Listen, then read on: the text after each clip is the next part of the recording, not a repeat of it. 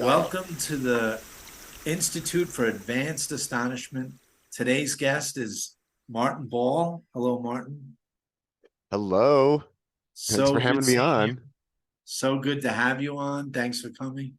Martin, I'm just going to do a tiny intro for everybody, and I think you'll agree with everything I say after reading all your books. The Institute for Advanced Astonishment is about the most effective tools, what Martin would call non-duality tools, we call astonishment tools. I'd say the same thing.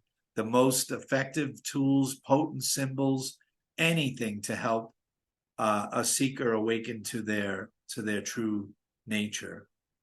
And there's so many podcasts with stories, and this one is just we're trying to cut right through and fill the astonishment toolbox with the best tools for someone struggling on the path, and to realize that they're not some limited, finite, dying thing, but that they're just actually immortal consciousness caught in a dream of separation, and it's time to wake up and come home.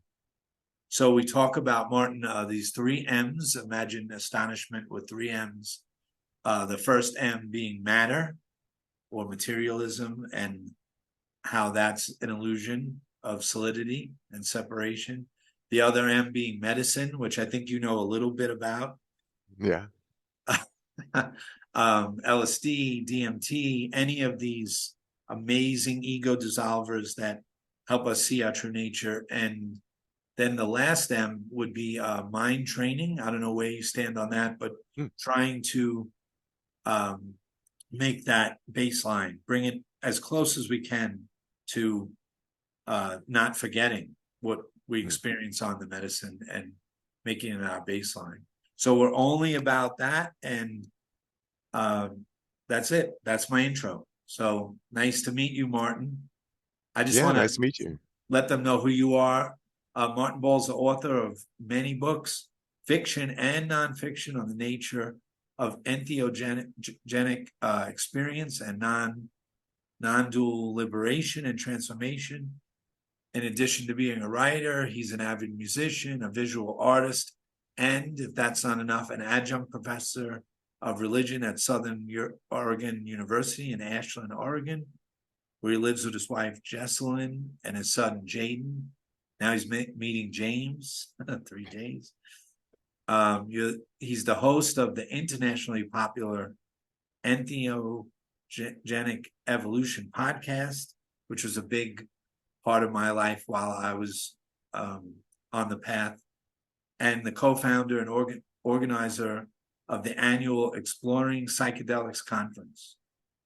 And Martin, if I could just name a few of your books: Being Human, an Entheological Guide to God, Evolution, and the Fractal Energetic Nature of Reality; The Entheological Paradigm, Essays on DMT and 5-MeO DMT experience and the meaning of it all is one, Understanding Entheogens and Non-Duality, so many great, Being Infinite, an Entheogenic Odyssey into the Limitless Eternal, a memoir from ayahuasca to Zen. And I'm wearing an ayahuasca shirt here for you. Oh, yeah.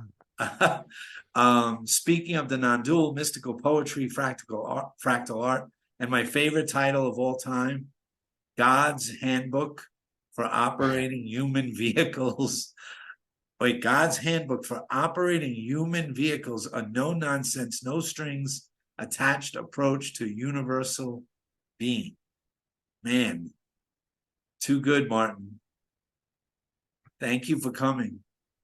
Yeah, well, thanks for having me on, James. And I guess I need to update my bio. So I am currently I am what's the word? I'm laid off from Southern Oregon University from That's my all right. religious studies teaching position. So got to update that one, that I taught there for about 10 or 11 years, something like that. But then with coronavirus and the drop in student enrollment, that at Southern Oregon University, they didn't have a religion department. And I was the only one teaching classes about religion at the university. And so they were all just electives. So when they had to cut their budget, those classes got nixed.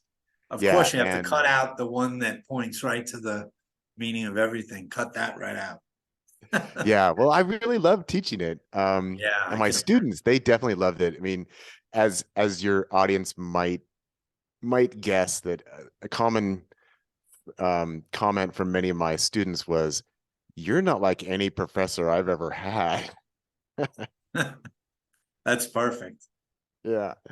Yeah, but that's gone. And also, the last time I did exploring psychedelics was in 2018, and then had a lot of health issues that got in the way in 2019, and then yeah, I held that at the university and not employed there anymore. So haven't been doing that for the past few years, but did that for about 5 years. And you were doing like a 5-MeO DMT therapy, right? Like a session, but that was years ago that you retired from. Yeah, so that was basically from 2009, uh, which is 2008 and 2009 is what I like to characterize as my transformation and awakening period. And Which is then, really funny because that's the year that my teacher presented me with you and the whole we are not these bodies, we are not, so wow, so 2009 is some year. yeah, so that's when I started really sharing about all this. And then people just started showing up and saying, "Well, can you work with me?" And then through that practice kind of developed what I called non-dual energetic therapy, a very unique approach to working with entheogens, but primarily with 5-MeO DMT. And then I did that until what was the year? I kind of wrapped up doing that in 2016. Yeah, in 2016. And then once I stopped actively serving, like when I started, 5-MeO DMT was legal. By the time I stopped, it was Wow. illegal. And then when I stopped that, actively facilitating, that's where I kind of found my internal permission to write what has since become definitely my most popular and most significant book would be Entheogenic Liberation, which apparently you were just Great. reading yesterday. Yeah. Greatest. The greatest. Yeah. Wait, can I just do your dedication to that book? This book is dedicated to all of those who want to live in reality and are willing to undergo the challenges of finding it for themselves. Yeah. That's so perfect. And I was thinking of Evelyn Underhill wrote that book, Mysticism, that giant book, and in the early 1900s. And she said, mysticism is the art of union with reality. And it Yeah. reminded me of your introduction. And it's a serious book. No Yeah. nonsense, no Yeah. playing games. Even though it's all a wholly fun game, you don't play games. Yeah, I try and cut out as much bullshit as possible and just get straight to the point. And you know, I'm a self-described radical non-dualist in the sense that Yes, my non-duality comes out of my own personal experience. It's not following any particular tradition.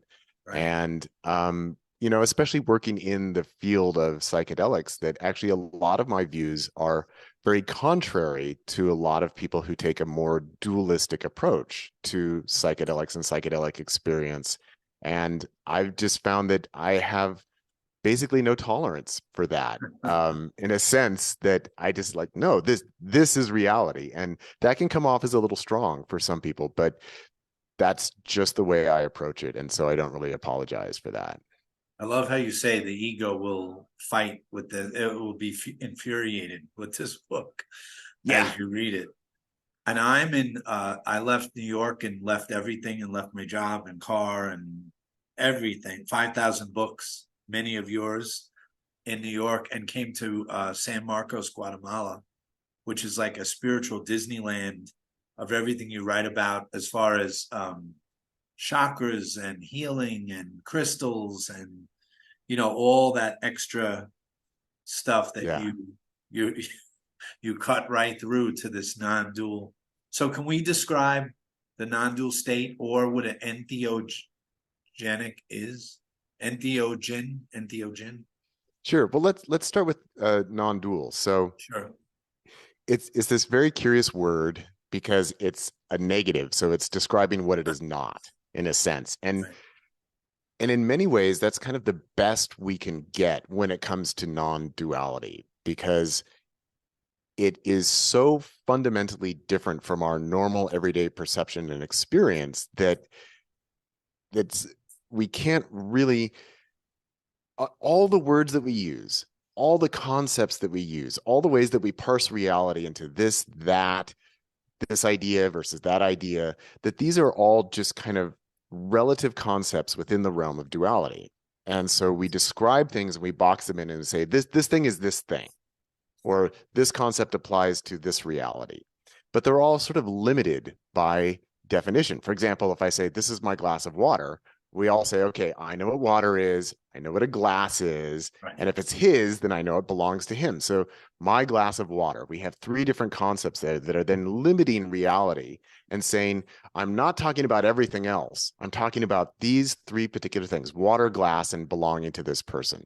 But when we're dealing with non-duality, none of our concepts, because they're all limited by definition, none of our concepts can really apply to what the non-dual experience or what non-dual reality is. So we say, well, it's not dual. So then we kind of have to step back and say, okay, well, what's dual? What do we mean by that? And there's lots of different ways that duality is conceptualized and enacted within reality. And we could talk about some of the various ways, but the main idea here is that from our egoic perspective, as an individual who is self-aware, who knows I exist, we have this experience of, well, there's me, and I know my own mind, I know my own thoughts, I know my emotions, I know my body, and then there's everything else out there that's not me.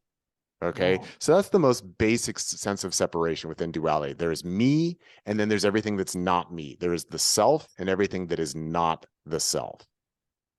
And so non-duality is this idea that that sense of separation is actually a kind of fundamental illusion, that it's conventionally true, it's relatively true, you know, in the sense that your body is not my body. If you got hit by a bus, I would say, oh, wow, sucks for James, but at least it wasn't me.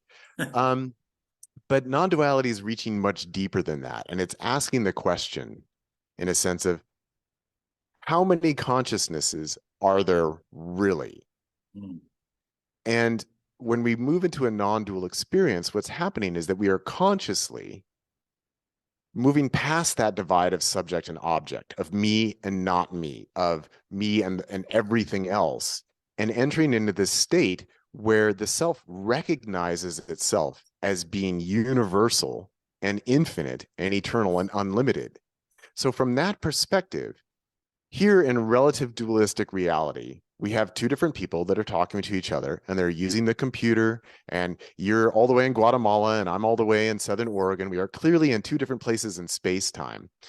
But from this non-dual experience, when people can have this experience, I mean, the shorthand that I use, and we can talk about this more as well, that the shorthand is that you discover that you're God, in the sense that I am unlimited universal consciousness and being. That's my true nature. And that infinite source of consciousness is filtered down through the perspective of my individuated body, which is a real body. I mean, the body is here and your body is over there.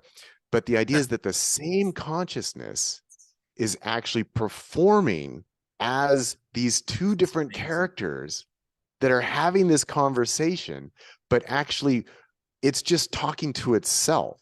But we're so wrapped up in our egoic identity that most of the time we're not aware of the fact that actually everything that I ever experienced is just me in another form, but it's not the egoic me. So it's very important to distinguish that I'm not talking about Martin, the personality, the ego, the construct, this body. This body is not God. This is a manifestation of this universal being, just as James is a manifestation and embodiment of this universal being. But at core, we are actually all this one universal, unlimited consciousness and being. So when we say it's non-dual, that's what we're saying, is that, well, it's not this sense of you're you, I'm me, everything's separate, but actually at core, everything is one, and actually not at even just the core, but contained within the totality that is this everythingness, that we can't apply any specific word or concept to, because by definition, all words and concepts are limited Yes. by communication within duality. So That was that's the perfect. duality and non-duality bit. Anything you want to follow up on before I jump into the The entheogen? whole time I was thinking of someone struggling with what you're saying, even though you worded it perfectly. And if they did, we can say, well, look at how we all dream, and a dream at night, as you write in your book, all the characters come and they're all real. They seem separate from you, but they're all the Yeah. one, you know. Yeah. And it's exactly like that, and we do it every night. It's a perfect breadcrumb, but we ignore it. Yeah. So that's a really good example of how this sense of othering and sense of separation, how natural it is to us that, Yes. yeah, every night we're dreaming. And yeah, I know some people believe that in their dreams, maybe they're going somewhere. I'm not into that. I don't buy that. That for me, dreams are purely a projection. So your Yes. mind is creating other characters. Your Yes. mind is creating environments and situations and buildings and Yes. objects. And even this blows my mind how we even create gravity in all of our dreams, Yes. like you're walking on the ground. But there's no Yeah. gravity in your dreams. How did Dorothy run across the yellow brick road? Like it was the same thing. There's no Yeah, road, there's nothing there, but we run right on it. We have gravity. right. So we It's, impose all these rules of reality within our dreams, but all of it is produced by our own mind. There's no one else there. Okay. Now, it is different when we're dealing with the physical world because there are different rules that apply to the energetic system that is the physical world versus the dream world.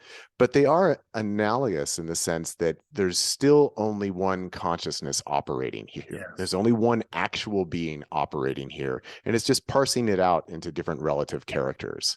But at core, it's all one. And the reason why we can know that this is true is because we can all directly experience this for ourselves. So, in the same sense that if we have a lucid dream, we're dreaming and we realize, oh, wait, this is a dream. So there isn't any gravity here. Right. I can fly if I want. And That's actually, it. there's no water here. So I can breathe underwater if I want. And actually, I'm not limited to this physical form. I could transform into anything I want in my dream because there's no real rules here. It's whatever I want. So Right. we can have that experience and then we can know, like, okay, well, the dream is clearly produced by myself because I can change the rules. Now, here in physical material reality, we can all enter into a non-dual state of awareness where we can observe that, oh, this is what I am. So it's a sense of self-recognition that occurs. And for many people, when they had these experiences, even though they might describe it as completely astonishing, unbelievable, amazing, impossible, it's also a very common refrain that people say, you know what? And I realized that I actually always knew this, but Yes. I didn't know that I knew it, but this was obviously the way that things are when I entered into this non-dual state and all sense of separation dissolved. And they usually say it's truer than regular reality, which seems the Yes. realest that there is, but somehow that's truer, realer. Yeah. Yeah. But we can't bring the words back. It's so hard to bring it back. Right. But we So try. that's where this term ineffable gets Yes. applied, where you can't really say what the experience was. I mean, I like to apply words like, well, it was infinite, it was eternal, it was this sense of ecstatic, unconditional self-love. It was this sense of pure being, this sense of pure consciousness, this sense of absolute awareness. But for somebody who's had the experience, they can say, okay, those are good descriptors. But for others who haven't, they say, well, okay, but what do you mean by that? Right, right, Well, you have the experience and then you'll know. right. Direct experience is everything. Yes. So, in your experience, and I know your answer, the best tool would be DMT or one of these amazing ego dissolvers, right? Yeah. Yeah. So most specifically, the the best tool that exists within reality is 5-methoxy-dimethyltryptamine, 5-MeO-DMT, also known as the God molecule. That was a nickname that I gave it back in 2008, and it's kind of widely Oh, you used gave it now. that nickname. I didn't know that. I knew Yeah, the yeah, wow. yeah. That was me. That after my experience with 5-MeO-DMT, I started saying that, look, if people want to call DMT the spirit molecule, which puts you into contact with aliens and spirits and all the rest of the stuff, I said, we should just call 5-MeO-DMT the God molecule, because this goes beyond what Yes. DMT does. And I also gave it the nickname of the crown jewel of entheogens. That one hasn't stuck as much as the God molecule. I read that last night. Yeah. I love And that. so 5-MeO-DMT fits into the category of what we can call entheogens. And entheogen is just an alternate term for the word psychedelic, which is an alternate term for the word psychotomimetic, which is an alternate term for the word hallucinogen. I hear But theology in there. This theology is in there somewhere, right? right, Theo. right. Yeah. So as the Western world was kind of relearning about psychedelic substances and psychedelic medicines in the 1950s and 60s and 70s, as things like LSD became very popular in sort of the hippie world and the counterculture in Western cultures, that there were researchers who were looking at the use of psychedelic substances in indigenous cultures and also within historical religious practices. And they decided that the word psychedelic had kind of been overused and overpopularized within culture, and had associations with sort of hedonism or just pleasure seeking or escapism. And so that they wanted to use a different word for the same category of substances that we're talking about. So they came up with the term entheogen. And like psychedelic, it's kind of a Greek neologism where en means inside. Theo is Greek for God, and gen would be Greek, Genesis, like the book of Genesis, Perfect. meaning to generate or give rise to. So substances that give rise to the experience of God within. And they wanted to use that term for these same plants and substances, but when they're used more in a ceremonial or spiritual or traditional context, rather than let's all take acid and go see the Grateful Dead and get naked on Haight Ashbury, in San Francisco or something. Right. Right. In Yeah. my book I call it you've had enough of recreation. Let's go right to creation. Oh, nice. Same idea. Yeah, very nice phrase. You've had so many days of recreation. We don't need that anymore. Yeah. But recreation can be fun too. So, Yeah. there's a place for that as human beings. But so back to the concept of entheogen, that 5-MeO-DMT is quote unquote the God molecule because it has, well, let me back up just a moment. Sure. Based on my own experience and observations, I like to define the human ego as merely a collection of energetic habits and patterns with which we have self-identified. So in other words, we can break down the ego into patterns of energy of ways that we think about and express ourselves. And that when we take all these patterns and bring them all together, then we have kind of a character, and we say, oh, well, I am this character. I think these thoughts, I believe these things, I gesture in these particular ways, I hold my body in these particular ways. And, this is the kind of thing that we see in acting when we have an actor who goes through different characters. And for each character, they speak a little bit differently. They hold their body a little bit differently. They express themselves and have facial features that are a little bit different. And so what's my motivation? What's my, right. backstory? All of that. Yeah. Yeah. Yeah.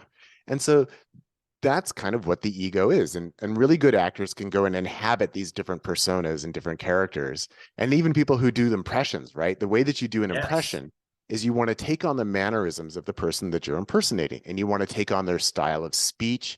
But all these things are flexible. They're all variable.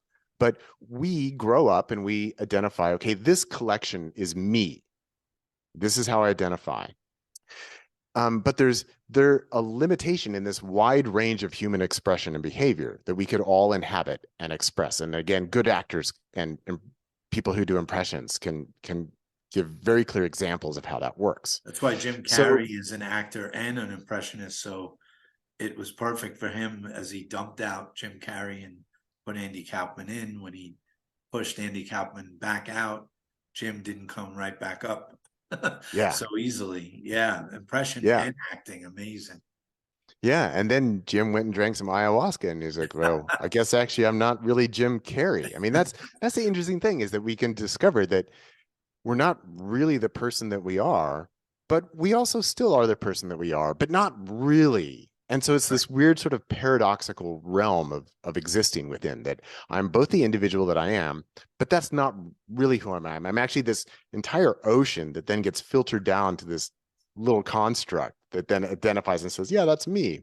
But anyway, these limited patterns of the ego, what happens when we ingest any kind of psychedelic or entheogen is that actually what we're doing is we are amplifying our experience of energy and our sense of being, meaning that everything that we perceive for our senses is just expressions of energy.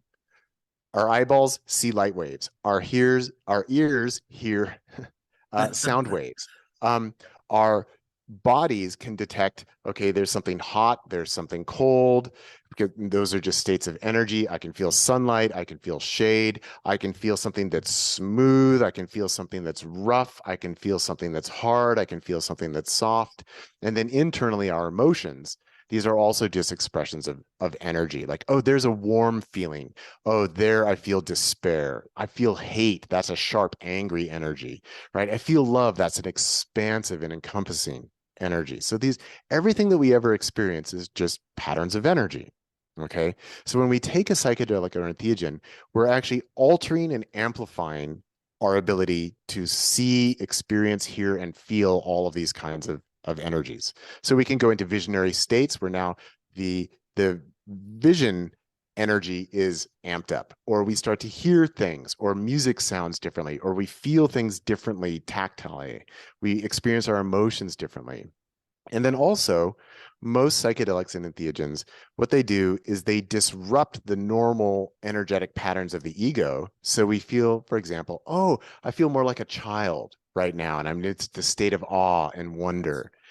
But most psychedelics, most of the time, don't actually have enough energy to fully disrupt and override the energetic constructs of the ego. So in most psychedelic experiences, what we're doing is we are altering the construct of the ego. And the language that's used these days is we are modifying the default mode network, which is the normal relation of thought patterns and energetic structures within the brain.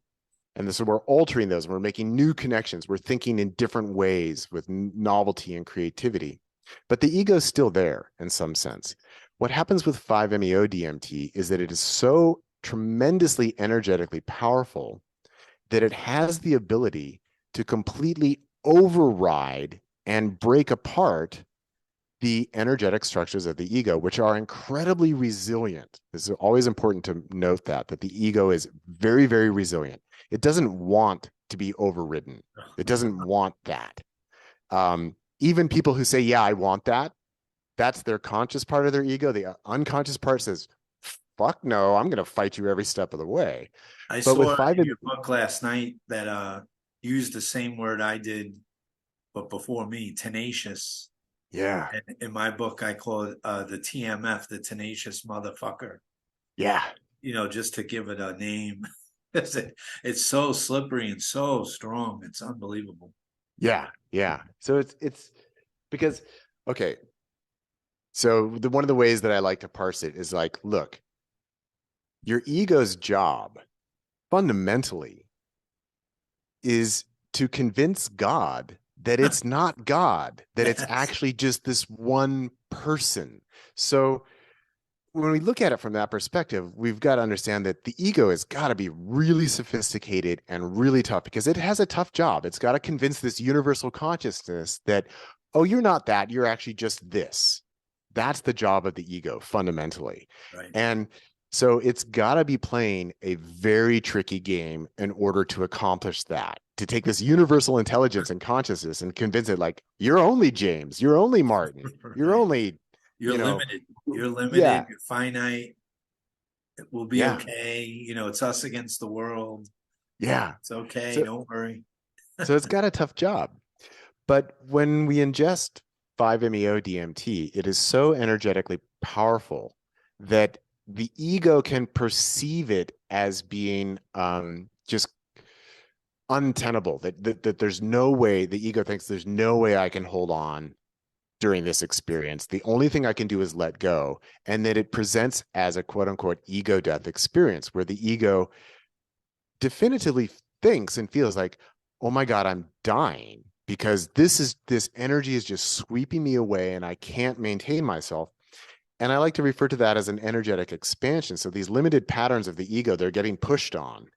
And if the person can choose to let go, then these patterns of the ego just dissolve and fall away. And then what reveals itself is that actually beyond these limited patterns, I'm infinite and eternal and universal. That's what I truly am. And I've actually I've been walking around with these little blinders on my whole life that says, oh, I'm just me. I'm just me. And now that we've removed the blinders, we can observe who and what we actually are. Now, what makes 5-MeO DMT unique is that it holds this energetic potential. So most psychedelics and entheogens, they can alter the ego, they can maybe set it aside a little bit. And then there are times where often for brief periods, maybe it just might be just a few seconds where someone glimpses beyond their ego on psychedelic substances. Right. So for example, somebody might take like an 11-hour LSD trip and then they might say, well, for a few seconds, I really experienced that complete oneness, but Right. then I quickly fell down from that exalted state and went back into my ego. So it usually is very short glimpses. But then there's also, I do like to say there's lots of different layers to non-duality. There's lots of different ways that it can be experienced, from the full absorption, which is 5-MeO DMT, to, a common statement that people make, for example, on psychedelics, is they say, well, I felt that I was connected to everything, or that we were all part of the same. Yeah. And so I call that non-duality light. Right. I like that. And Yeah. it's great. It's a great step, but it's not the full. Yeah. It's not the complete recognition that not only are we all connected, but actually it's all one and it's all me. And I also like to note that even saying that is really edgy for a lot of egos, that they're uncomfortable, like, because it feels egotistical. And so the Yes. ego says, "Oh, I'm uncomfortable saying that." And I have been very brash about it, where I've given plenty of talks where I just say, "Look, I'm God." Yes. And then people are like, "Well, what the fuck are you can't say that." And I said, "Well, but you are too. I understand. Right. I'm not making an exclusive statement, You're not the but only one. I like to just cut to the chase. But it can really aggravate egos to say that. And then even we have to consider, like, in some religious traditions, like in Sunni Islam, that's a punishable offense of death to say something like Early that. Christianity too, with all the mystics, they burned them Yeah. alive just because of that. Yeah. Oh no, only Jesus. Only Jesus. Only that little, yeah, that one Yeah. guy. Only that one guy. It's crazy. Yeah. Yeah. So these entheogens, these psychedelics, these are tools for allowing us to have these experiences. And especially 5-MeO DMT is just hands down, it's the most effective tool that exists in reality. And one of the things I love about it is that I like to consider it kind of this universal equalizer, in the sense that any human being potentially could consume this and have this experience. And back in 2008 and 2009, when I was first talking about it, almost no one had ever heard of it. I'd talk about 5-MeO DMT and they'd say, like, do you mean DMT? It's like, no, I don't mean DMT. That's something different. And also a lot of people really didn't like the fact that I called it the God molecule and said, look, this is beyond whatever you think you've had it in your previous psychedelic experience. This is beyond that. People Yes. didn't like that, but now these statements are more widely accepted because many more people have experienced it. Mike Tyson. Mike Yeah. Tyson says I went from like murderer to Jesus in 10 seconds. Or that great quarterback, Aaron Rodgers, now is speaking at psychedelic conferences, or Yeah. it just goes on. Even, I mean, this isn't DMT, but I saw a new article, and these articles are nonstop now compared to back when you started. It was a lot less and it was a bigger taboo. But Yeah. now, I saw a white supremacist took MDMA just once, and that was it. No more, no more separation. That's so beautiful, you know. Yeah. Yeah.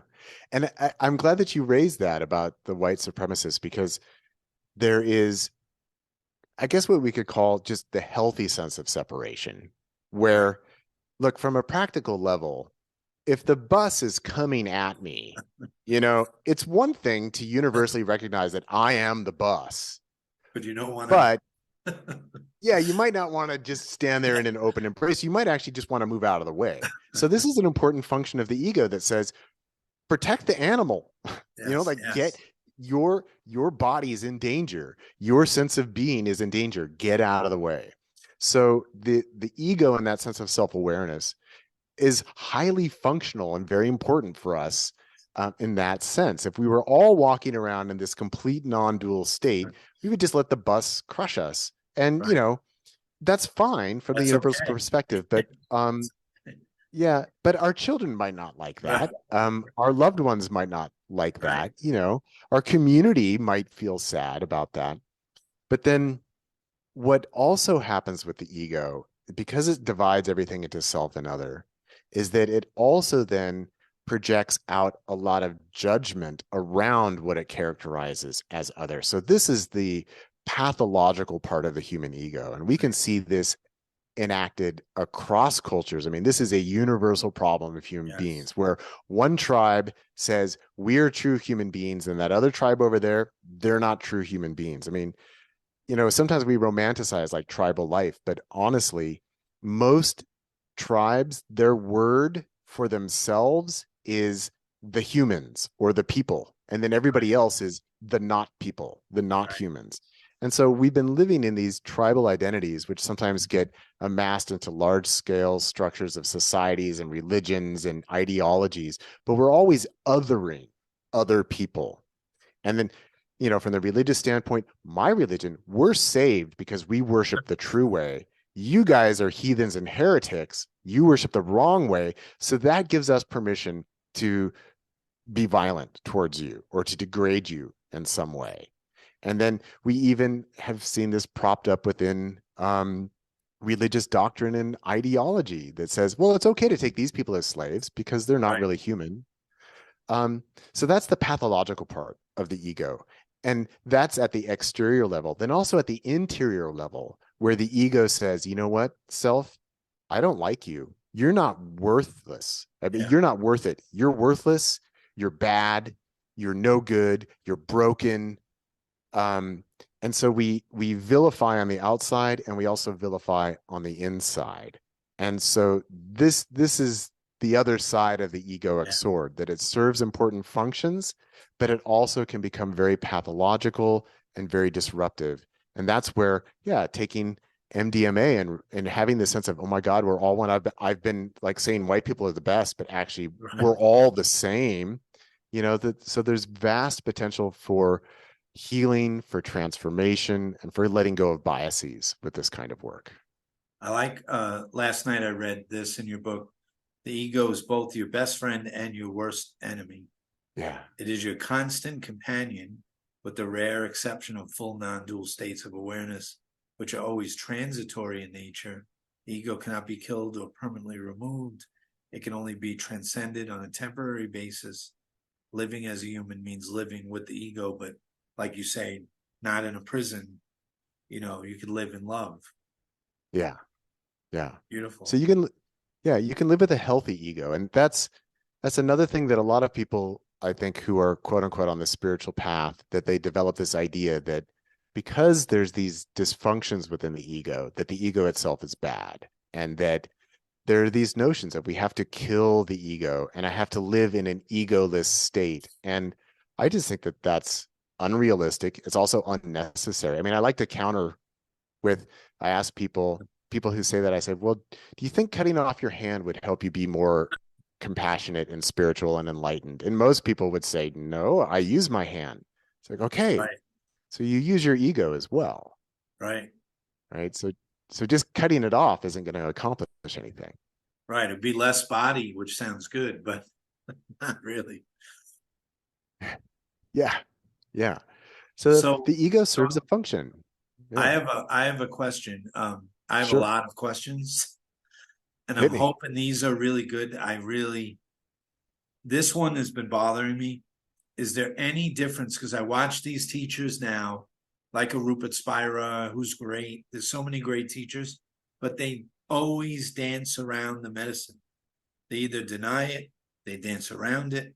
So is there any difference between the DMT induced full release experience and the one experienced by Rupert Spira, or someone that said they didn't take anything, they went up the mountaintop, or they walked in a park and they didn't walk out and they were transformed? Is there any difference between? I say no. I want to hear what Dr. Martin Ball says. Um, well, particularly when we're talking about 5-MeO-DMT, that I do like to say that it is a unique energetic vehicle to allow this experience to unfold and to reveal. And, you know, we talked about how I did formally work with clients and serve 5-MeO-DMT, and I had a number of people. I would describe most of the people who came to me as being spiritual seekers. You know, they heard me talking about non-duality, the nature of God, and all this. And like, well, I don't experience that for myself. And I had a number of people come who told me that they had had what we can call awakening experiences, Right. where maybe they were walking in the park and all of a sudden there's a sense of everything is this universal sense of love. Or people who were experienced meditators and they've gone into this state of self-recognition of, okay, it's this universal Right. self and it's all one.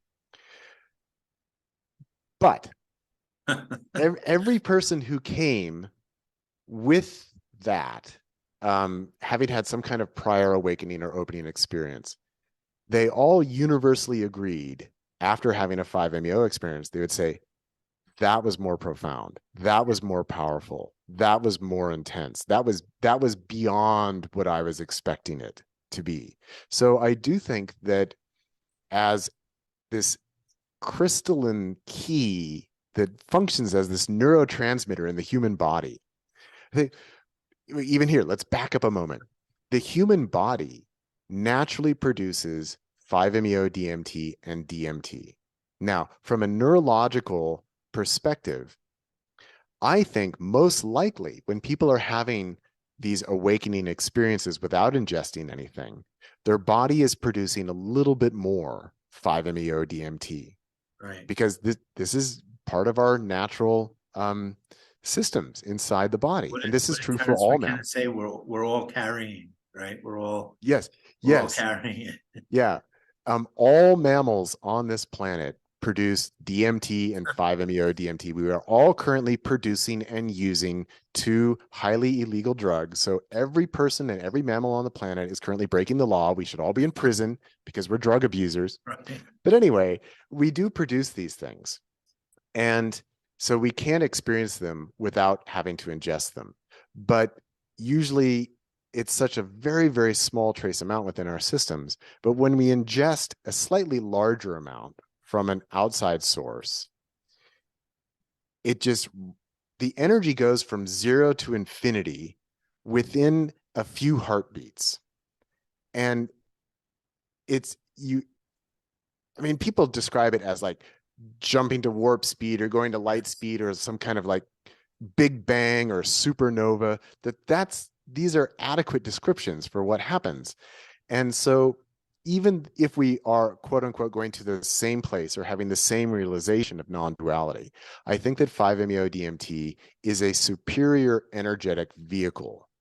And this is also why it's so effective. And going back to this idea of being the universal equalizer, is that, it's one thing for people to have a spontaneous experience, and I'm very happy for them when that happens.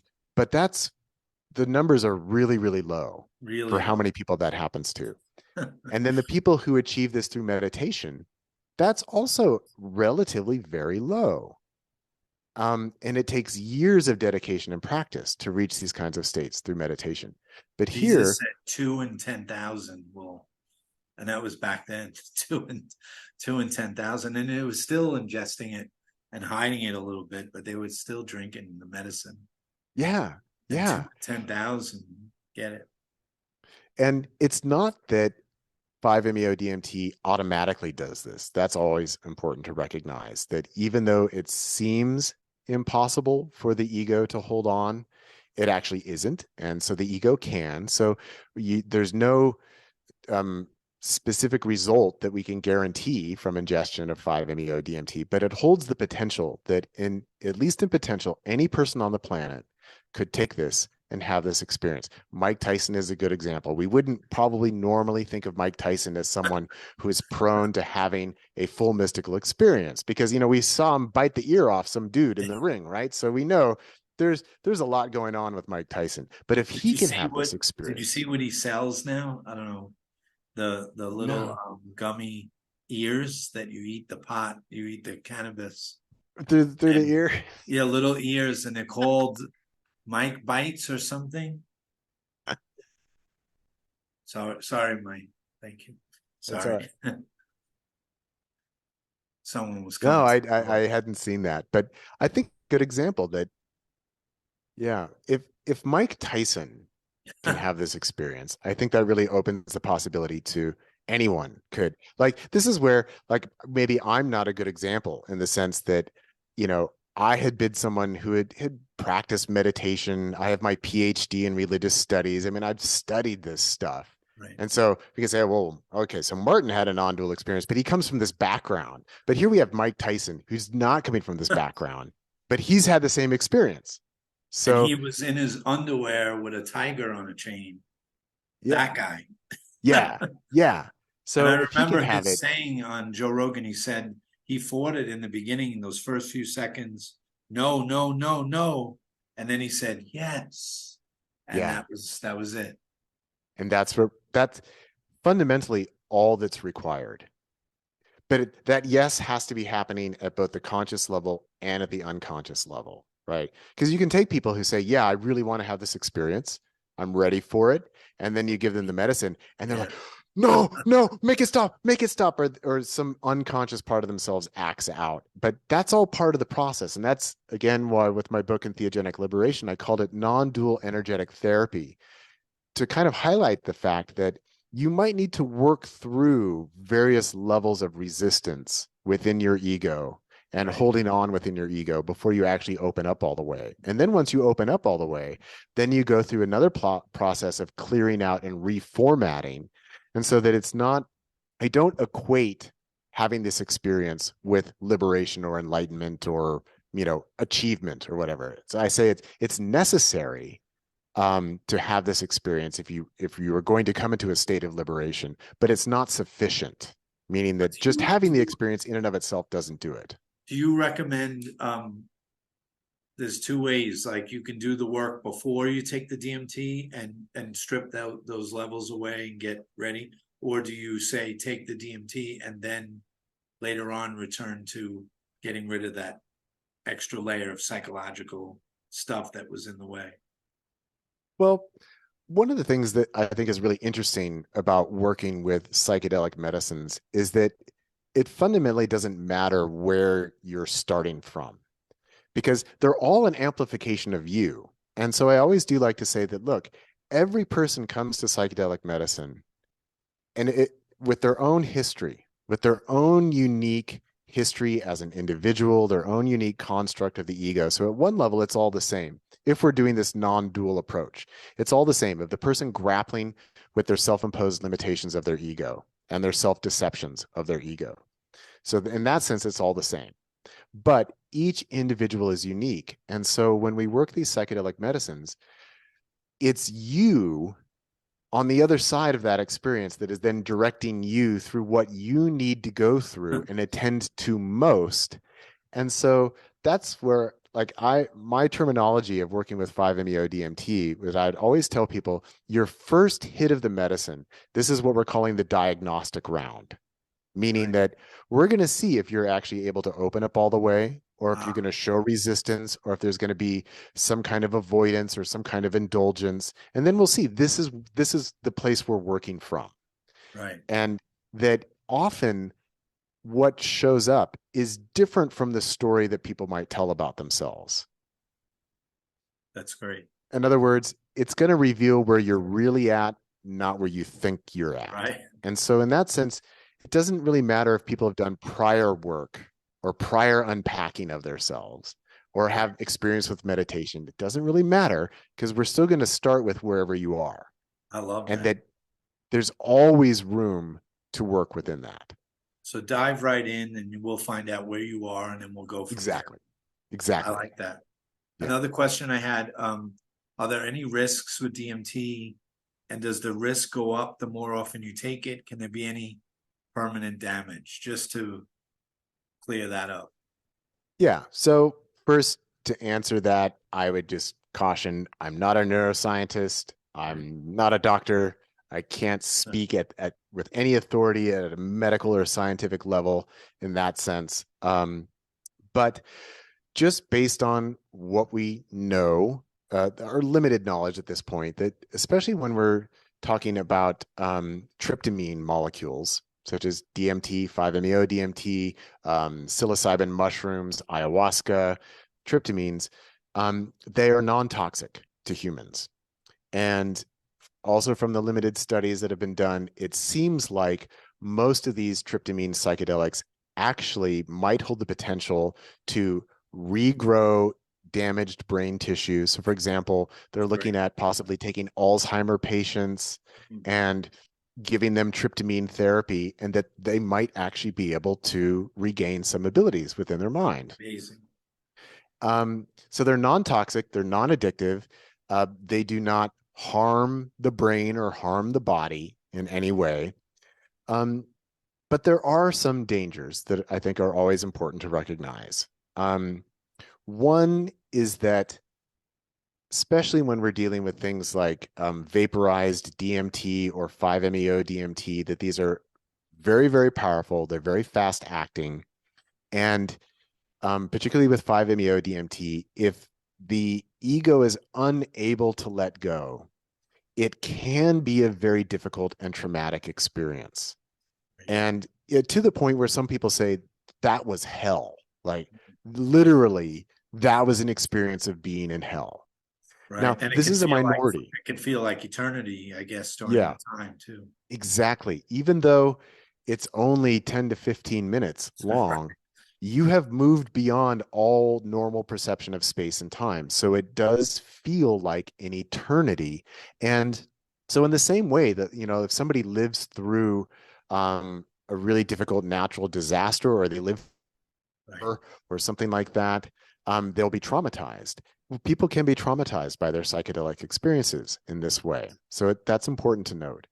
And then also with people who are choosing to overuse these medicines, I definitely have seen people become very ungrounded and disassociated, and go into sometimes, usually it's a temporary period where there might be some serious psychological dissociation that's going on. And then also we have to remember that these are amplifiers. So if your ego is already highly dysfunctional, but you as the individual, you're not willing to face that, it can actually amplify the dysfunction. And so people can enter into delusional states or self-aggrandized states. And this is where the advice is always, it's best to work with a skilled and experienced facilitator than it is to just go introduce yourself to these medicines. Right. Because it's good to have somebody who can say, okay, I think you're going overboard here, or I need to call you out on that, or, Right. you know, you're making really grandiose claims. I need to knock you down a notch. And also help guide people of when, because sometimes people don't know when they're avoiding. They don't know when they're holding on. They don't know how. And so working with a skilled facilitator can help to identify these things. So yeah, who you take it with is important. The context in which you take it is important. The frequency is important. All of these things are important. But at a basic medical level, I think that they are extremely safe for the most part, with the idea that we're dealing with something extraordinarily powerful here. So we do need to proceed with caution and with education and with full knowledge and consent into what we're actually getting into. Yes. Great answer. All right, here's a little wilder question, Okay. especially from Skeptic. I used to be a big skeptic. I think you were too, right? You were a big atheist. Oh, yeah. Yeah. Yeah. I loved, I have to mention when you were on Leo Gurr's podcast, or he was on yours, and you guys were talking about skepticism and life. And there was a moment that was so beautiful about 20 minutes in where you talked about, well, you could read the Buddha and you read this, but when you wake up to the state, you yell, oh my God. Like, even though you were an atheist, God comes out. And you don't say Buddha mind, you don't say, Yeah. just say God. And it's so true. It's so beautiful. That was a beautiful moment, and you both laughed. It was great. So do any provable miracle type events happen while in the DMT frequency, like a telepathy or a synchronicity? Or I took LSD once, actually my friend did, and I was the sitter, and there was a period. Now he took it for the first time. I never had it, and watched him, and at one point he looked at me about an hour, 2, 3 hours in, and we were totally talking without words. And he Yeah. asked me without moving his lips, are we talking without words? And I went like this, and we had about 5 minutes, and then that was it. So I would have never believed that as a Randy skeptic, never. Ever. Yeah. Yeah. So anything like that that's provable, or they're just anecdotal? I think mostly it's anecdotal at this point, but this is something that I think is actually worthwhile studying more Yes, of. testing. Yes. Yeah. So, kind of along these lines of what you're asking, that I've actually had recently, this was an individual who worked with me back when I was facilitating 5-MeO experiences, and he has now sent me this well-written document that he is hoping to publish, and it's called The Cosmic Mind Meld. Ooh. And so, and I think that this was something that a few different people said in working with me, that because I would be taking 5-MeO with my clients, and so we'd go into these energetically merged states where there's no longer a sense of, well, that's you and that's me. There's just a sense of, this is Right. what's happening. And a number of people, after all was said and done, they you know, old Star Trek watchers, they say, was that like a Vulcan mind meld? Like, how did we just do that? Because again, the energetic barriers and constructs of the ego, they're just relative. They're not absolute. They exist there, and we can go beyond them. And when that happens, two different vehicles, I like to refer to bodies as vehicles because they're vehicles for this one consciousness. Right. Once the relative and just conventional barriers and constructs are gone, then we can enter into these weird exchanged states where people do report telepathy. They do report having conversations. And even this showed up before I was serving and working with 5-MeO DMT. I was actually doing sessions with Salvia Divinorum. And so this was like back in 2009. And I was working on this one guy, and we were both taking salvia, and he was lying down, and I was kind of energetically working on his body. And I was saying things just in my head.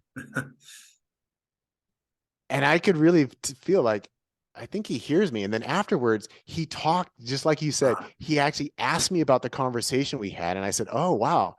Did you know that I didn't say any of that out loud? And he's like, whoa, that's weird. But so the catchphrase that I like to use these days is I say, look, there's actually only one being here. So that yes. means weird shit like this is going to happen. Yep. Okay. So One that mind. information, once the relative partitions of consciousness are lifted, there can be these exchanges. But kind of like you experienced, most of the time it's kind of these brief little durations. And then it Yeah. kind of, the ego comes back and says, well, what the fuck was Right. that? Right. So it's hard to maintain and sustain. But this also, in my model, this also explains past life experiences, because that something that I have dismissed is this notion of reincarnation. Because from my perspective, look, I'm God, okay? I don't, there's no soul inhabiting this body. I'm God performing as Martin. And that means I'm every living being that is right now. I'm every living being that ever was, and I'm every living being that ever will be, so that we don't have these linear progressions of lives. But sometimes people do get verifiable information about a quote unquote past life. And what I like to say there is like, well, just don't take it as, Right. oh, that was me as Martin in a Right. No, past that's life. perfect. It's perfect. Yeah. So That clears up all the problems with reincarnation. Would you just, it's more of like a seeping in a little bit. yes, Yeah, don't yes, take it personal. That's perfect. That's yeah. perfect. But that means that at some level, it is possible to get this kind of information, but it's very difficult to control it, so we can kind of open ourselves to the possibility. But I think it's something that um, I don't think anybody's studying this in psychedelic science these days, because they're looking more at like therapeutic potential, and like this is kind of more far out stuff. But it makes sense. If there's only one consciousness and being, that actually we should be able to have these kinds of Yeah. experiences.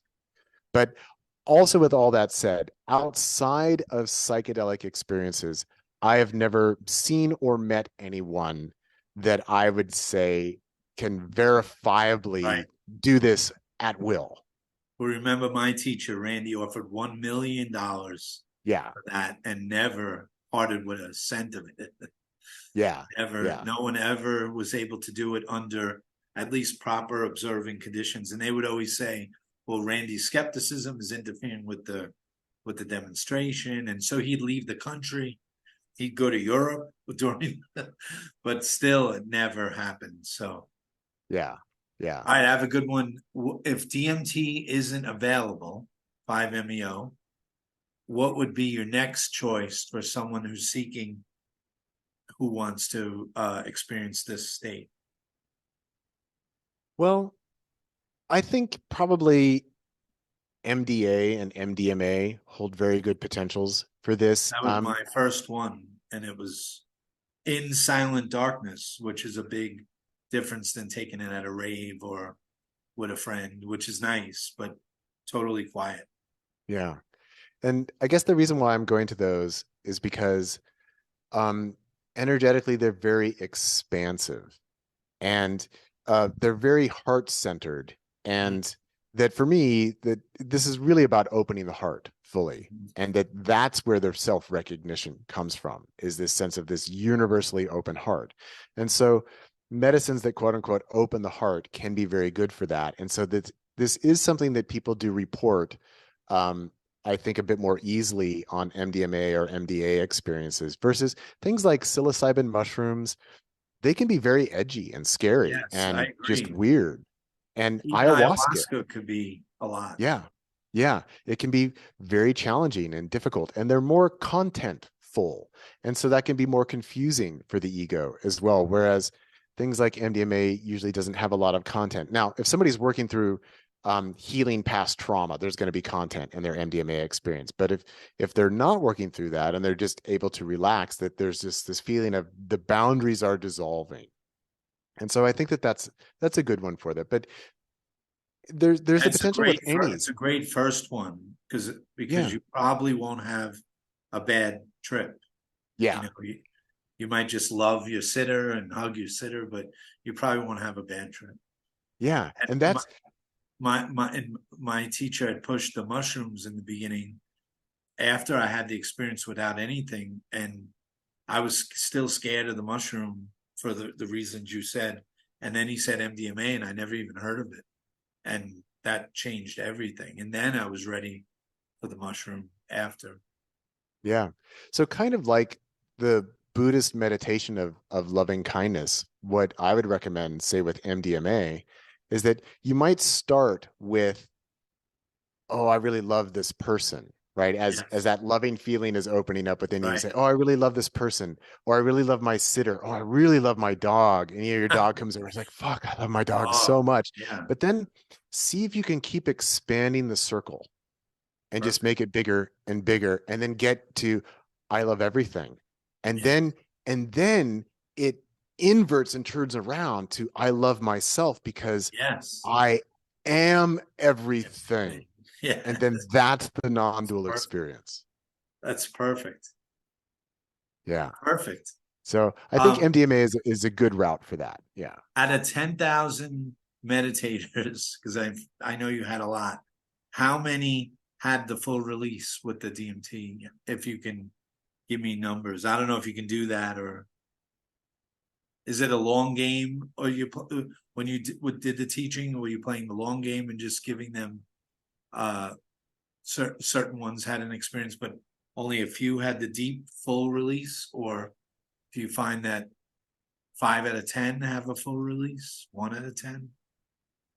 Um, I'm sorry, but the first part of your question got cut off. So Oh, if you could sorry. just repeat it. Yeah, we had a Out little of transmission issue. yeah, that looks like it's rainy season here, so at any time there could be a storm. Um, out of say 10 meditators, how many had the full release in your experience? Like if you looked at your students when they would come, or your patrons, how many would have a full non-dual and come back and say, not I was part of God, but I am it. I Tattvamasi. This is I am thou. Thou art that. Yeah. Um, I would say most, That's with great. the yeah, but with the understanding that the way that I worked was we would always do at least 3 rounds of the medicine within a session. So over the course of 2 to 3 hours, we'd be Right. taking a full dose at least 3 times. And that also most of the people that I worked with came back to continue working. So within that, eventually pretty much everybody had the Right. experience. But I do like to identify that there are kind of a couple different trajectories. That one trajectory is people who open up all the way from the very get-go. But then often people who have that experience, after I call that the experience of divine grace. And I say, congratulations, you're lucky, you won the lottery. But then after that, then the experience shifts where now they're sorting through their own hangups and their own Ah, issues. And so it actually turns to a little the bit other way. more Right. difficult and challenging. And then there are others that first they have to work through the places they're holding on, or through the places that they believe that they're not worthy, or through the places where they hate themselves, or through the places where they've had trauma and difficulty, and then they release. How But beautiful. yeah, I think that anybody who commits themselves to doing the work and really being honest with themselves, they will get there eventually, but it can take a lot of work. And then even the people who had the divine grace experience the first time, then they have to work through their stuff. Then they eventually get back to the divine grace experience. Right. So there's a lot of variability there. So that's why I always do say, look, results vary. And that's again why it's about the overall process. It's not about just singular experiences along the way. It's about the whole process of living in relationship with yourself as God, embodied as the individual with the particular life history and beliefs and habits that you have as an individual. So that is all a process to work through. That's beautiful. How about ayahuasca for a full release? Do you recommend that? I know you talk about it, but Yeah, it's actually relatively rare with right. ayahuasca. It's more a And journey. yeah, and one of the ways that I like to characterize the difference is that for one, any other psychedelic other than 5-MeO DMT just energetically doesn't really have enough fuel to really dissolve the ego for any suspended period of time. So, Right. because again, it's a tenacious bugger. You Yeah. really got to kick it to the curb in order to transcend beyond it. So most of the medicines, they don't have enough energetic input to really do that for a sustained period. And then, especially when we're dealing with things like psilocybin mushrooms or ayahuasca, these also work very powerfully on the vision center of the brain. So this Right. is why people have visions and why Yeah. they see so much on these experiences.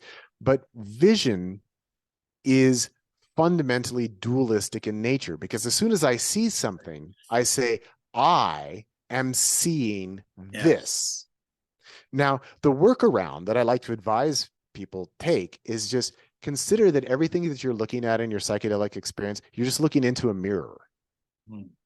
That you are projecting all of this into the mirror, but it's That's all good. just you. And then you can overcome this subject object divide. But some of it, or so much of it, presents as other, as like, whoa, like I'm Yeah. visiting these alien pyramids on another planet. Of course, the ego is going to react with like, where am I? What the fuck is happening? What's going on here? Right. But it's all arising out of what I identify as the divine imagination. So that active recognition is a bit harder with these experiences. And then also, this is a natural way that the ego functions, that it splits off parts of consciousness so that it can interact with itself and thereby get things done. Like, oh, well, the spirit came to me and healed me. Well, that was Yes. just you doing it to yourself, but it did it through, it was easier to do it through a character that then Right. puts Could you in be a a little position of a white rabbit, or a Christ figure, or exactly. you know, a guardian angel, something. Yeah. Yeah. That's why I'm And a this, big neti guy. Do you ever recommend that? That's how I trained. So it was neti, not this, not this, yeah. not this, and I just kept. And I even asked my teacher, what if I neti out the experience of non-dual? And he just laughed for about 5 minutes, and he said, "You can't neti. Don't worry about that. Just keep neti. Don't worry about." So I thought I might neti the whole thing out, and then during it, he, as an image, came through with a big janitor broom, a giant, those big sweeping brooms, Yeah. and Yeah. he The had a big hat sweepers. on that said neti, a baseball cap, and he was sweeping all the concepts out, and then the broom swept around and swept him out, and boom, that was it, right Oh, through. that is so awesome. So That is so perfect, awesome. so Yeah. beautiful. Yeah. And see, if in that moment you're attached to anything that he was sweeping away, or Right, even attached to him, then that becomes something different that still resides within the realm of duality. But the fact that your mind played it out this way and you were able to accept it, that's what then, this is you giving yourself permission to go beyond all concepts and directly into reality. And yes, so it exactly. plays out differently for different people. And it's usually a reflection of your own history and your own experience in some way or another, or it can get into, like universal archetypes and things like that. Right. But a lot of people, they get stuck below that because the experiences are so awe-inspiring that they say, well, no, man, I'm converting to Christianity because Jesus just came to me. Okay, Right. but Jesus actually was you. Like Yeah. there's an interview that I did with a gentleman who serves ayahuasca down in South America, and he was telling me about his experience of Jesus and ayahuasca. And he said that in the vision, he kind of bowed down to Jesus, and that Jesus just put his hand on him and he said, I am you. Yes. And that's when he then went Wow. into the non-dual realization. Yeah. Yeah. That's like the But Gospel if of if we're Thomas that too they. tied to our religious, yeah, go Also, go the ahead. Gospel of Thomas that they rejected, or it didn't make the cut. Right, Jesus right. said, "Do what I do, not I am the light, but you come, not come through me, but do what I do, and you will also." It's just a path. because we're one. Just follow me, but don't follow me as a leader. Just follow the path. Right. Here's a path. Follow the path, and realize the Father and I are one. Yeah. Yeah. And that's where at the religious level, a lot of people get hung up on the exemplar as being the one in Right. whatever capacity, whether it's Buddha, Jesus, Yeah. Muhammad, Krishna. whatever, rather than just an exemplar of this. This is what you are all invited to realize about yourself, Right. And so this is where, a lot of psychedelics are used religiously in this sense, where people go to ayahuasca church and they're praying to Jesus or they're praying to the masters or whatever, and that's fine, but it's still operating at the dualistic level of Yeah. religious, of the divine is other, and I'm going to pray and worship to the Right. other. And this is also why I say that, like, if you really reach a state of non-dual liberation, you won't ever worship or pray again, because you realize, like, it's just me on the other end of the line. So I'm just talking to myself, that there Right. isn't anything to worship. So this version of God is not one that you pray to or you bow down to or worship or submit yourself to, because it's actually just you. And that's important to understand, that it's not other than you. It's not transcendent. It's just you in your universal form. Right. And therefore, I do also kind of encourage people to go beyond all religion and all spirituality, and that that we can use these as steps to get us along the way. Like, again, with your teacher coming in and sweeping everything out, that he was a step along the way. He was He had to helping, go. guiding you, Yeah. but Even then he it's had to. boom, Right. got to be out of there. Yeah. Yeah. So what are your thoughts on San Pedro? Because here, Guatemala, they have San Pedro, and I'm a little bit tempted because they say it's like an MDMA, a little softer than the mushroom and the ayahuasca. Yeah.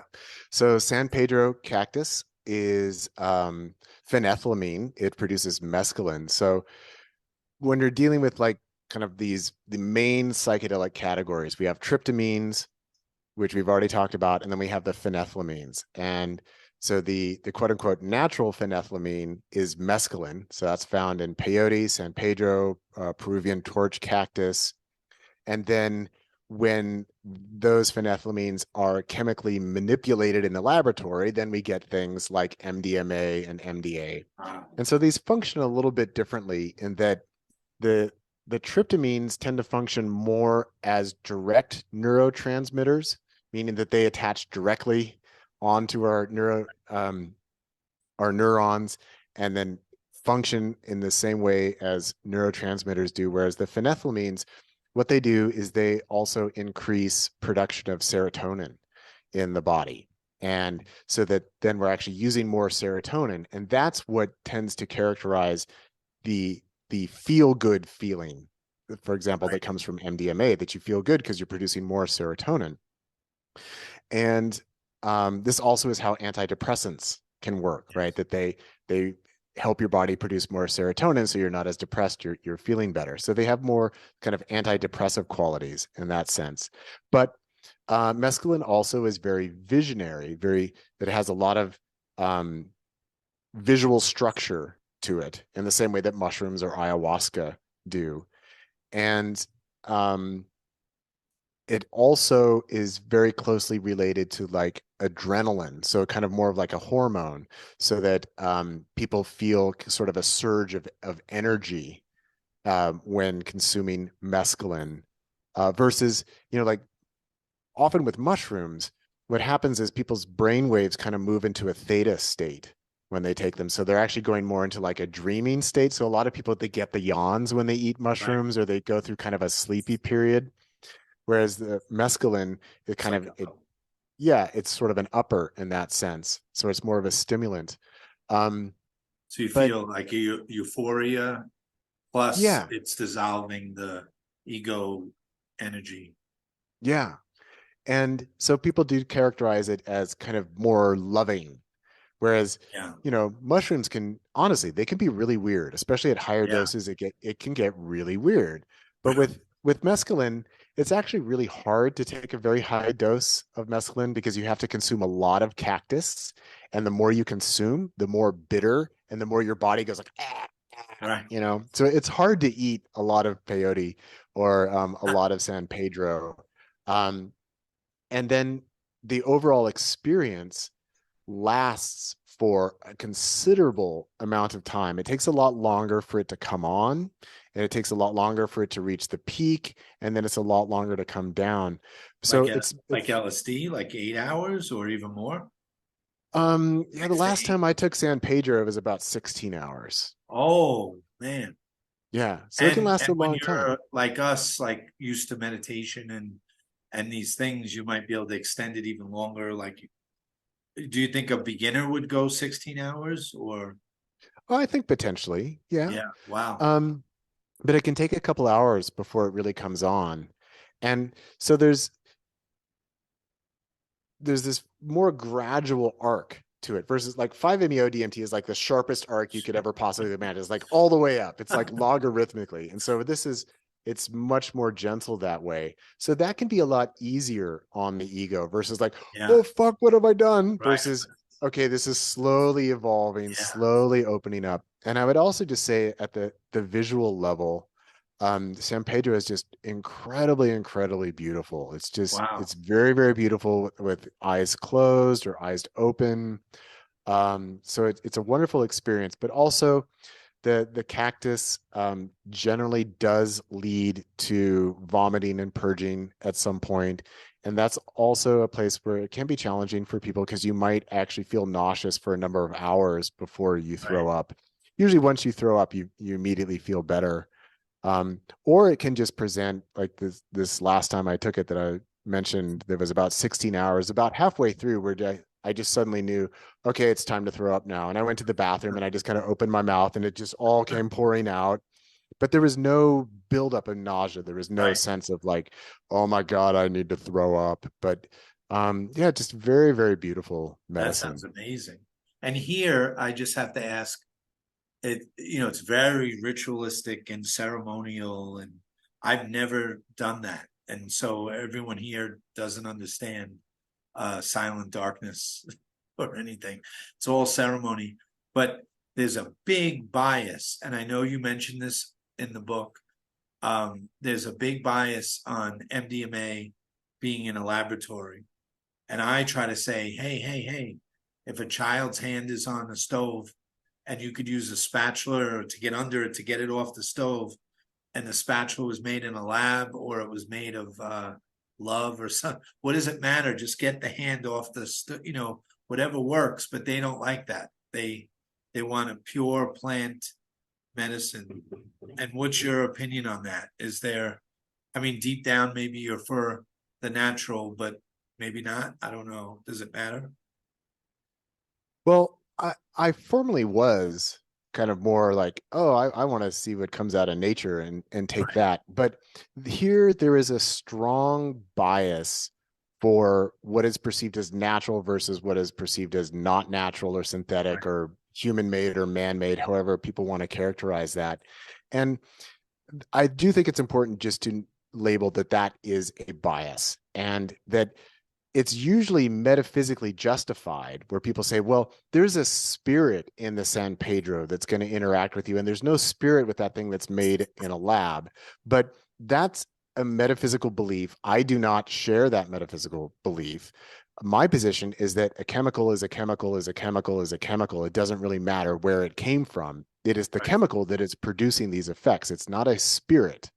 Right. But a lot of these cultures, these things have been ritualized and ceremonialized, and that works for them. But I think that especially as people adopt these medicines and practices, that people do become rather dogmatic about it, and it becomes a belief system for Yes. people, and it becomes a bias that gets in the way. That I'm much more pragmatic, like kind of like you say with the spatula. It's like, look, use what works. If What it works? works, Yeah. why The do we want child to is complain screaming. about? You know, Yeah, they're in this, pain. Just get the hand off.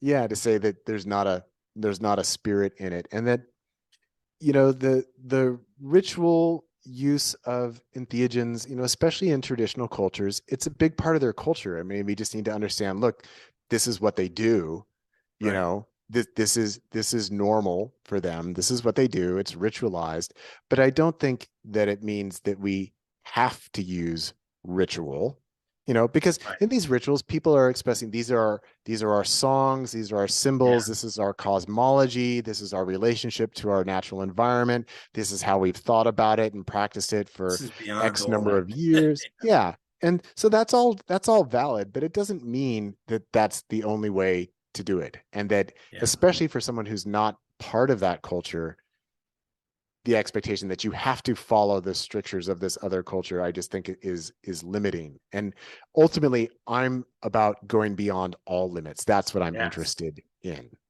Yeah. No nonsense. So I have to ask you, if you were sitting and having a drink at a bar with a materialist, would you have one argument that can just make that materialist think that maybe this matter isn't so solid after all? I know direct experience does it, but are there any words that you have that you might say? Or I always go back to how life is like a dream, but I wonder what you would say to a matter, someone so locked into matter. Yeah. Well, honestly, this is partly because of how you phrased the question, but my approach is not to argue with people. Right. And that, um, so I mean, I am rather brash and brazen in the books that I've published. But for Very example, I don't ever go to someone and say, "Hey, well, you should really read my book." right. If No. somebody, so my approach is if somebody comes with a question, if they're actually interested, then I'll get into a conversation with them about What's your that. best argument against matter, Martin Ball? That's my best argument. Well, I like to say, well, look, reality is real, that it's our ideas about what we think it is that's Hmm. mostly the problem.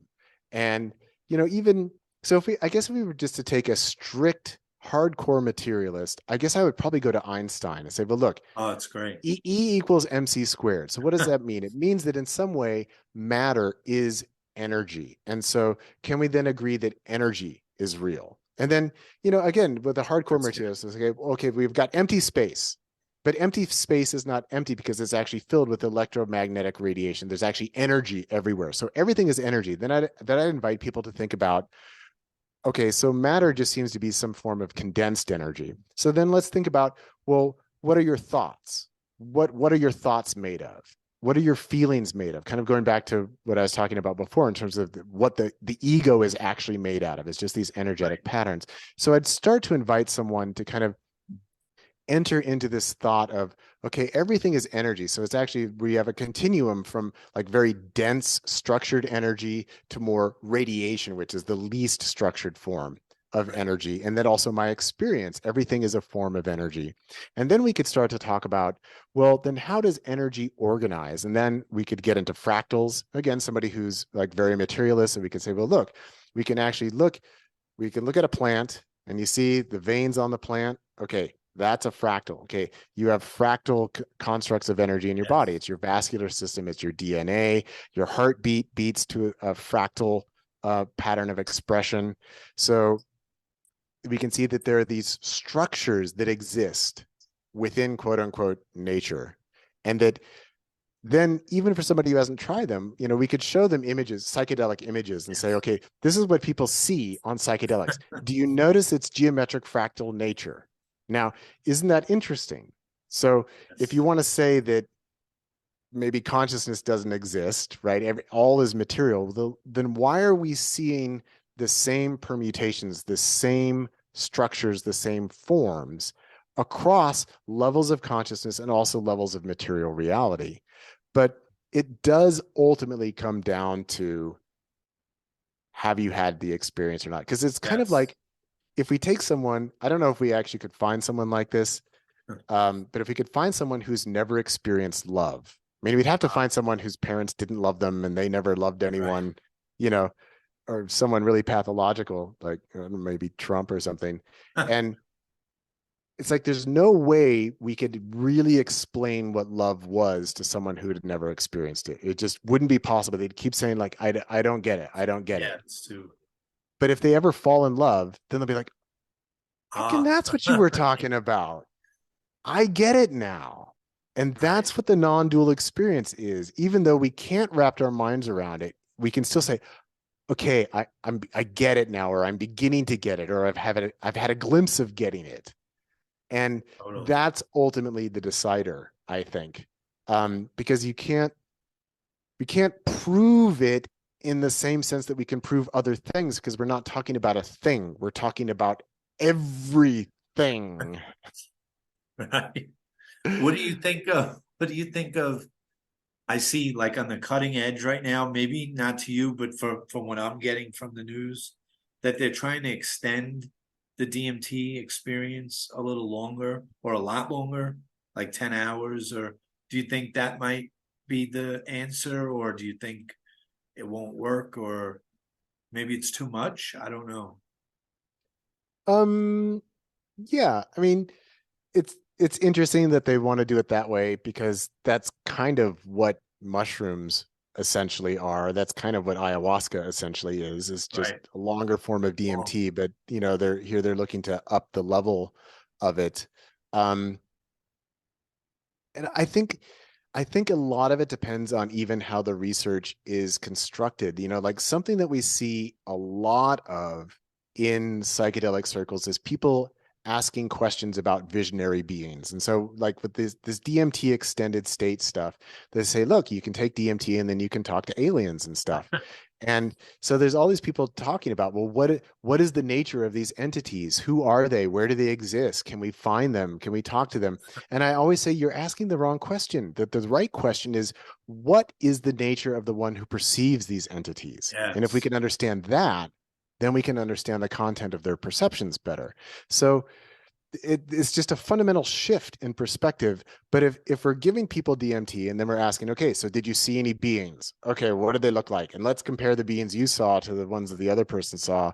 Where do they live? And I think that that's the way that a lot of people are approaching it. So they're Right. coming from a very dualistic perspective of this kind of a naive notion of, if you saw it, it's true, versus, if I saw it, what does that mean about me, the one who saw it? And Yeah. what does that mean about consciousness? And that again, with particularly DMT, a lot of people, they like this name, the spirit molecule, this idea that you can interact with spirits and entities. And I just feel that they're just coming at it from the wrong direction. So, and that's a place where, look, I use this, we talked earlier, like if you could recognize that everything I'm seeing is actually I'm projecting into a mirror, but it's not just me personally, but I'm actually this divine consciousness that's interacting with itself. So Right. anything can appear in this mirror, and it can be strange and unusual, but I can recognize it's me. Another way that I like to put it is that for DMT, what happens is like people are at a puppet show and these puppets are talking to them and interacting with them. What they don't realize is that those are their hands inside the puppets, and That's that they're funny. talking to themselves. But you can reach, and this has happened to me many times on DMT, where I'm seeing something and then I'm looking really hard at it and then it winks. And I was like, fuck, Yeah. that was me. That's Right. perfect. Perfect. And Did you remember the Joe Rogan experience when he talked about he is a comedian, so a bunch of little jesters gave him the finger, like, and they surrounded him, these little jesters, court jesters, and they were angry at him, and he's a big guy, but they were all giving him the finger angry, and he didn't know what to do, and then he loosened up and laughed. And when he laughed, they said, "You got it," and just melted away because it's him. It's all us.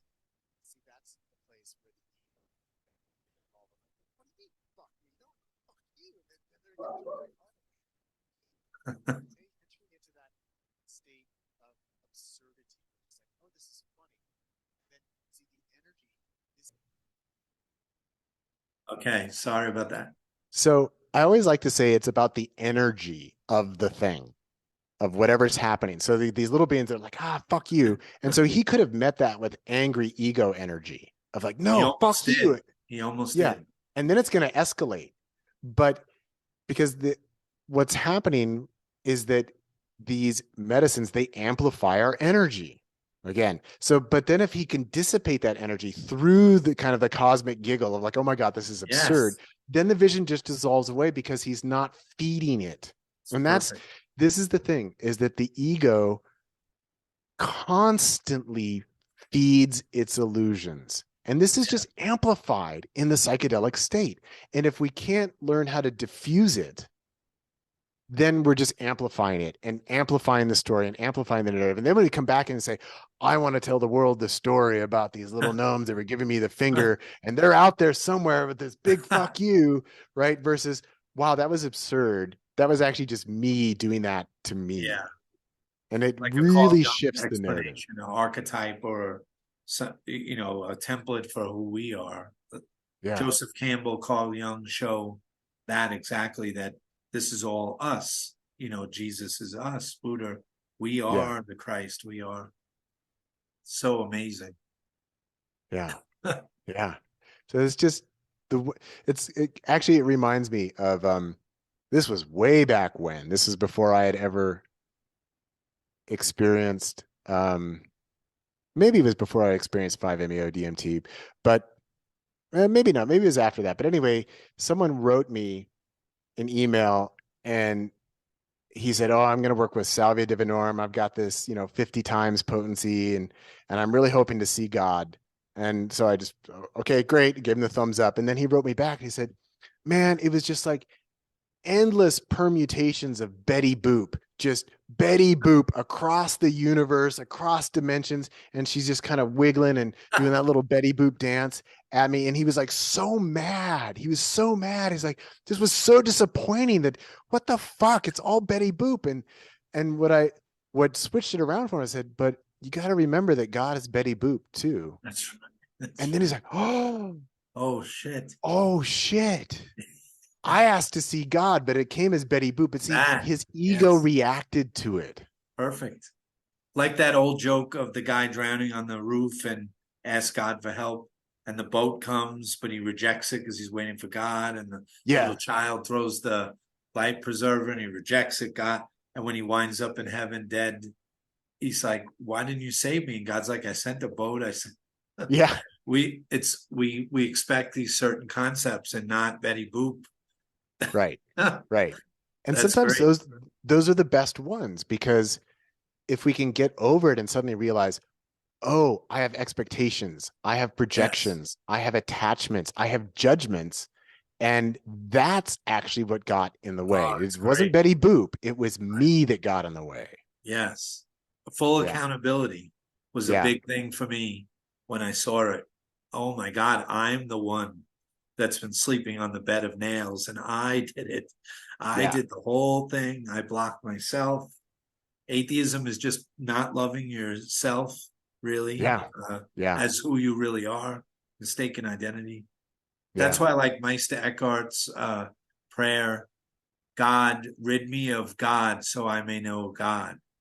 Like, rid me of you so I may know the real you, which is me. Yeah, yeah. I think that that's a very good way to put it. And I do like what you've shared about like this self accountability. And that's where I talk about in my books, I talk about radical self responsibility, that Yes. you are responsible for yourself. Because at the heart of it, loving God and loving yourself and loving reality and loving everyone and everything, it's all the same thing. And that if you think God doesn't love you, that means you don't love yourself. And Wow. if you Yeah. hate God, that means that you hate yourself. And I'm not talking about the mythical Right. projection of Man. God, but we're talking about the energy of love itself. And this is something that's kind of mind-boggling because the energy of God is self-referential self-love because Yes. there is nothing else to love, but it is this energy of love, but it's love of the self. And even there, so the ego says, well, isn't that just the most egotistical thing ever? And like, no, that's actually the true nature of love, Yes. is that it's The ego jumps self-referential. on it. Yeah, the ego Yeah. discounts it immediately. What Yeah. about what about sound healing? Anything to say about that? It's very big here. Sound healing and singing and drum circles and Yeah. Well, I vibration, right? yeah, I mean, I would be interested in people really doing some, you know, well-crafted medical scientific research into that.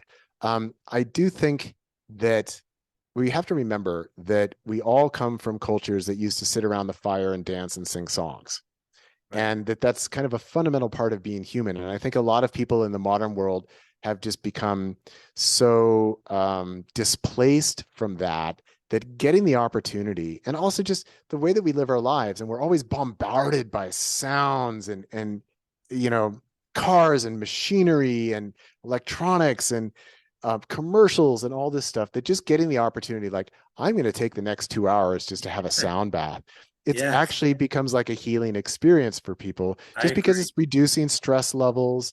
And I do think that the energetic input of music is very significant, and that it changes our brain waves, it changes our emotions. So I do think that there's absolutely a connection there. And that's also why um, I really support the use of music in psychedelic experiences overall. I'm not so much of the in silence one. I think silence is Right. great, but I also That was a love the, period, you have yeah, to I go love, sometimes to the desert.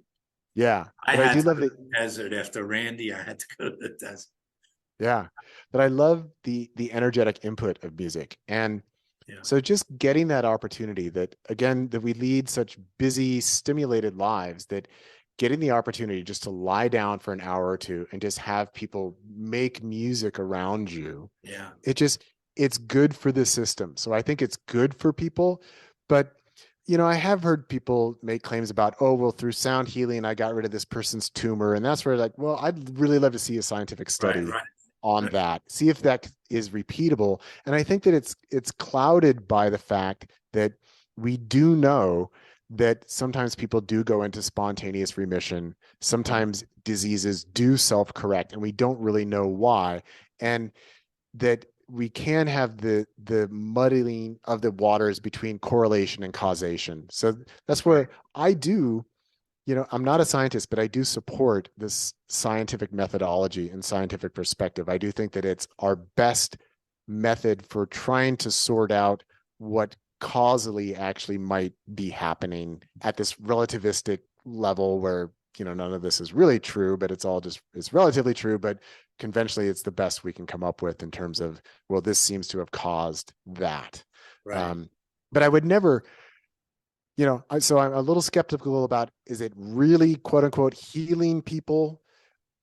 But I would never say, oh, don't go to a sound healing. I would actually encourage people to, because I think it's great as a sonic experience, and just getting to feel the vibrations in your Yeah. body. And you know, I play the didgeridoo, and there were times specifically when I was facilitating medicine experiences where people asked me to play the didgeridoo over them, and you can see them responding. You know, you're playing right over their heart, and they're like, oh, it's like, okay.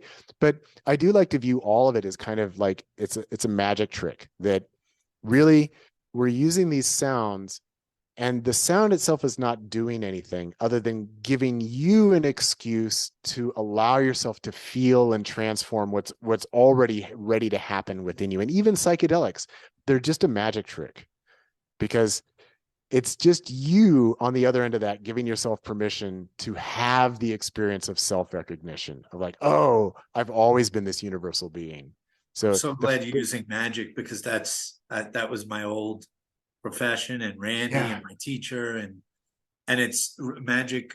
Astonishment reveals our true, takes those blocks away from our true nature. But then the ego, like when you see, like, if I held this glass up, or this cup, and then I let go for a few seconds, you'd be in total astonishment. But then the ego would come back online and say maybe there's a mirror or some kind of string or magnet, and try to figure it out. yeah, But I think that's our true nature, is that white light of advanced astonishment. And what you yeah, said about the sound reminded me of how we feel.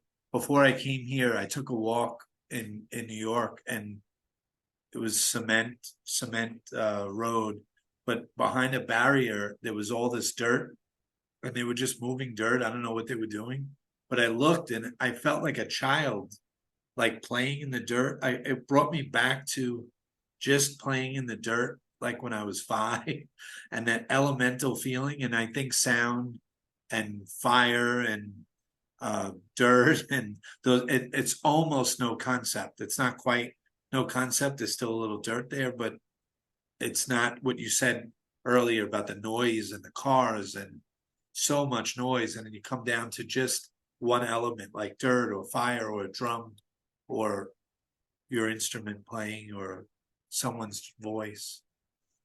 We're down Yeah. to just that. We're close. It Yeah. must do something.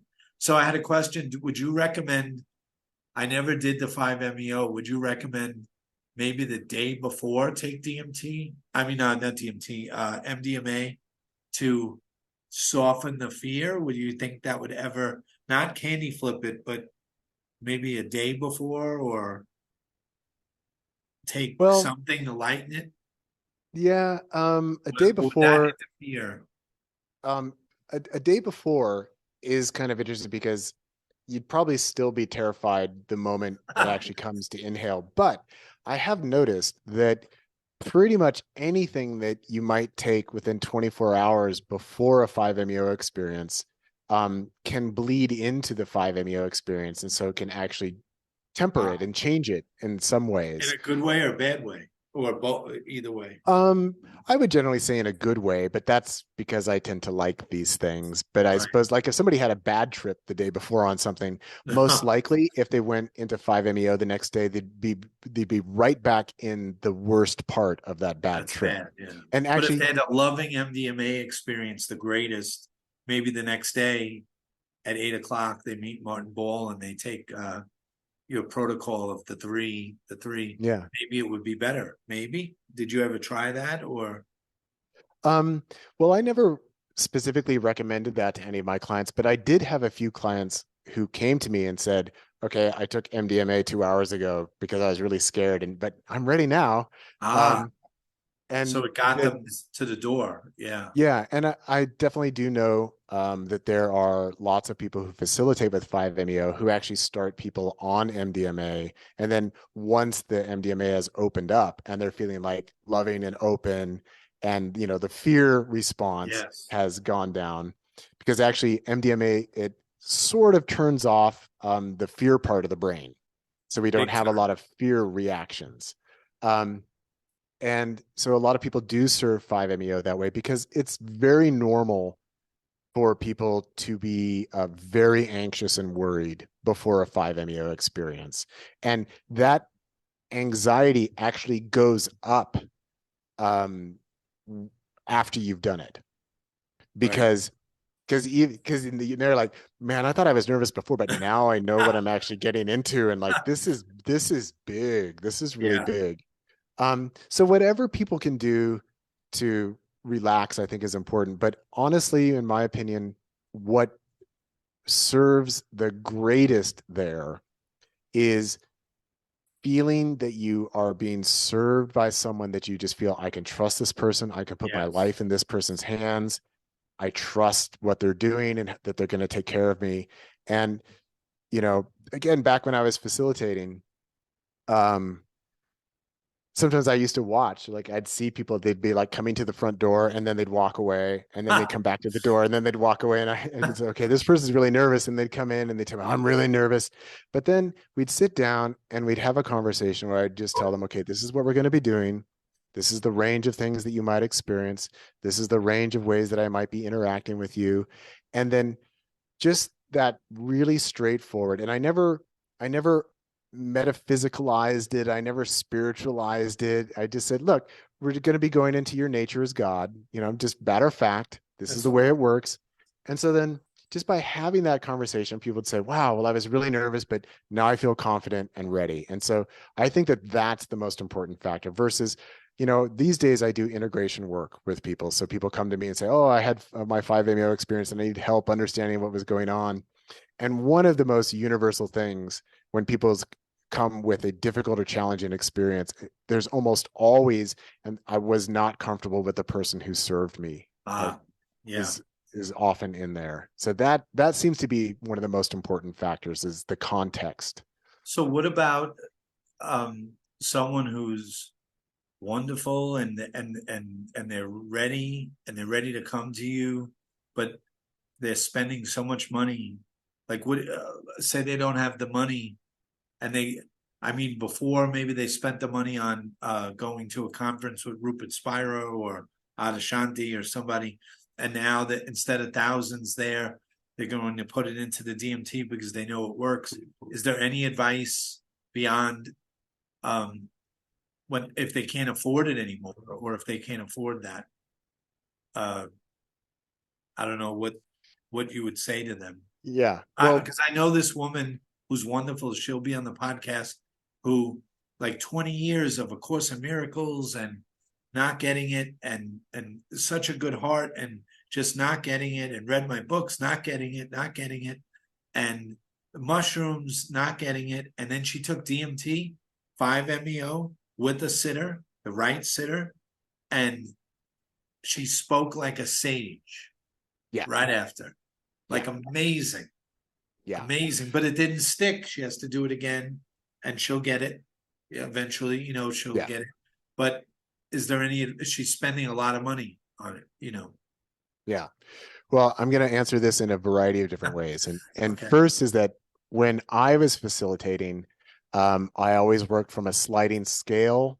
And Beautiful. also, if there were people who said, look, I really sincerely want this, but I can't afford anything, which honestly, most people can afford something. But I did a number of pro bono sessions for people because especially because it was much more limited back when I was working, that, there wasn't a lot of opportunity for people to experience this. And I do strongly feel that anybody who wants to have this experience has an inherent fundamental right to have this experience. Yes. And so if that means I coming love to that in me, your book, that it's a human right. It's the human right. Yeah.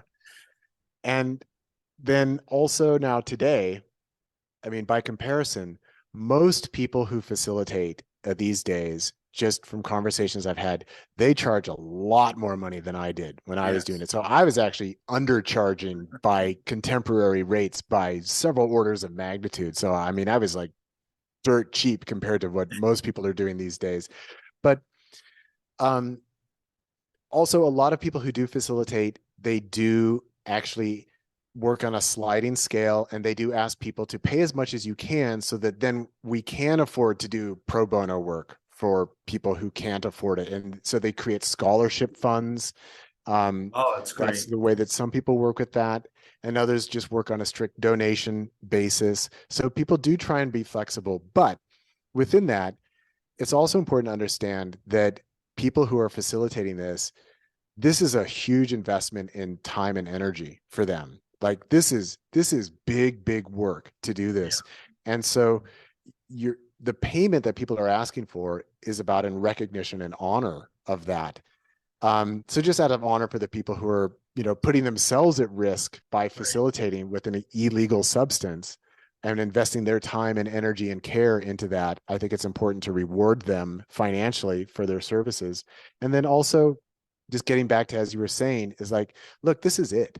This is it. That for people who have this experience, what they come back with it from is like, that was it. Like, for me, my first full 5-MeO DMT experience, my immediate assessment was, that is exactly what I have been looking for my entire life. But since I had not had that experience, I didn't even know what I was looking for. But now that I've had it, I know with every fiber of my being that was it.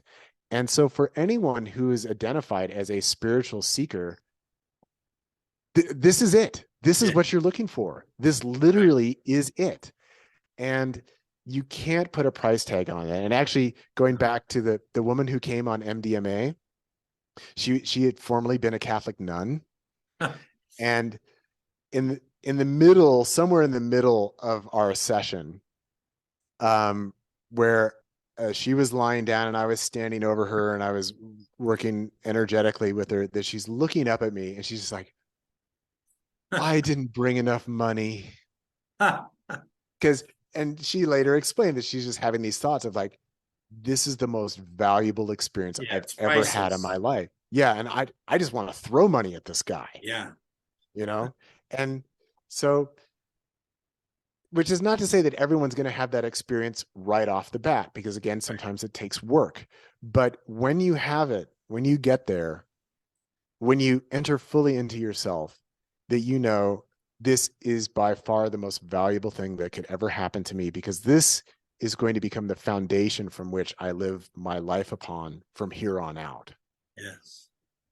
Even if it means I have to keep going back because I'm still working on Yes. integrating and processing and becoming, it's absolutely invaluable. Like Jack Kerouac said, did you ever read that book, The Scripture of the Golden Eternity?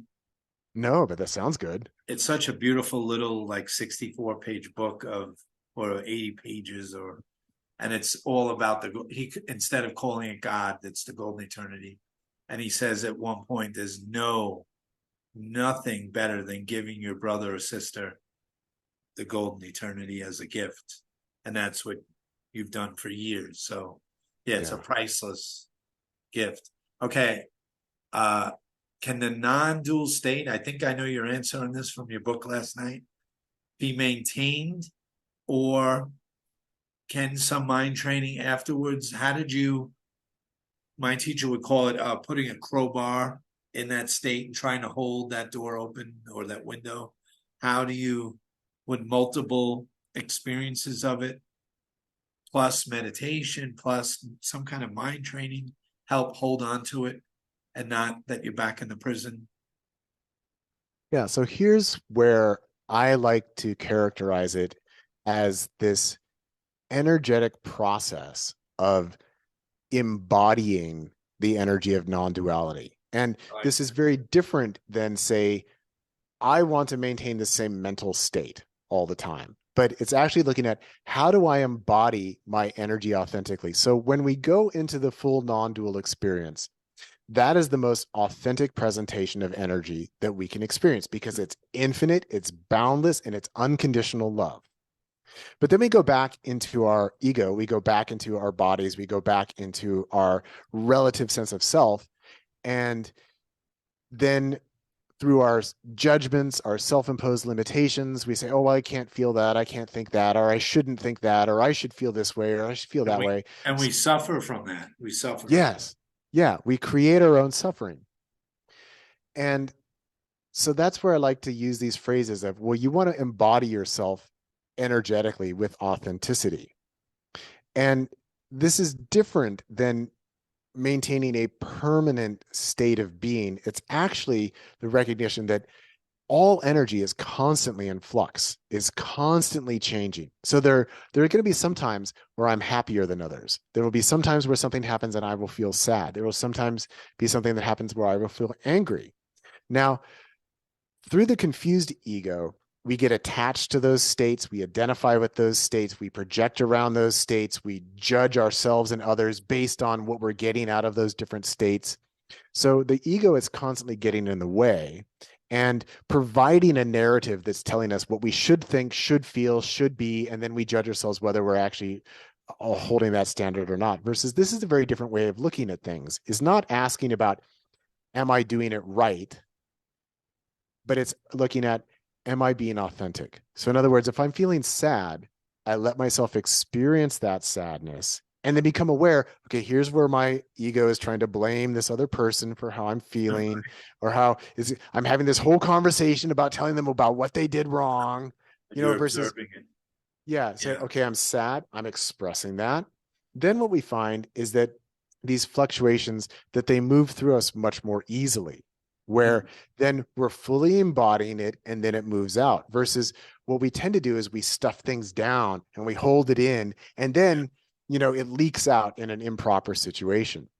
So I call this process of energetic reformatting that can take place, and that it frees us up to then authentically be as we are. So that then, the way that I like to put it is that it's not your job to be in a non-dual state all the time. Your job is to authentically be yourself all the time and bring that into everything that you do and everything that you are and everything that you express. And if you're doing that, because God ultimately is this being of energy, And we are expressions of that energy. It is our job to allow ourselves to feel and express energy authentically. And if we're doing that, then we are in alignment. This is also one of the reasons that I tell people one of the best preparations for having a full non-dual experience with 5-MeO DMT is start being honest about everything. Yes. Be honest with yourself, inside and outside in your communications with others. Yes. And that means being aware of where no yeah, hiding, no hiding. Because you're And hiding then, from yourself, the whole everything. yeah. You're lying to yourself. Yeah, then you're in the alignment with the energy of truth, whatever it may be. And so that then when you go into this ultimate experience of truth, you can recognize it for what it is. This is true. This is what truth is. So it doesn't really matter. Like, it can be an issue of, I do this all the time with people. It says, let's say somebody asks you if you want a glass of water. Out of politeness, we might say yes, but what if you didn't really want it? Right. So it's as simple as that. You say, oh, no, thanks. I'm good. Or if you're having a tough day and somebody says, hey, how you doing today? You don't just give the automatic response of, oh, I'm okay. It's, well, actually, I'm having kind of a tough day. And it doesn't mean you need to tell them all the reasons why. If they ask you why, then it's your opportunity to express why. But it's that idea of, regardless of what I think or other people think or what society thinks, that my job is to be true to myself in all moments and in all times. And if I can do that, then I'm living authentically with myself. And then I am in alignment with the energy of truth. And then I'm more open to these changes of energy. And so that then people are more available to spontaneously go into a full non-dual experience. But you're not going to stay there forever because, you've got to brush your teeth and go to bed and take care of the kids or whatever. Right. So that energy is going to come back down.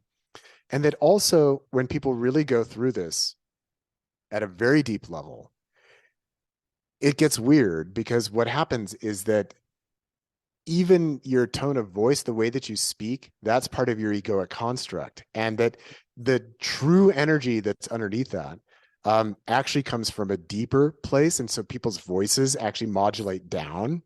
And the way that people inhabit their body energetically, again, those are constructs of the ego, that the way they carry their body can change. And then it becomes much more fluid and open. So there's all kinds of things that I look for in terms of assessing where people are, on their energetic recalibration process. Right. But it's definitely not about maintaining any particular state.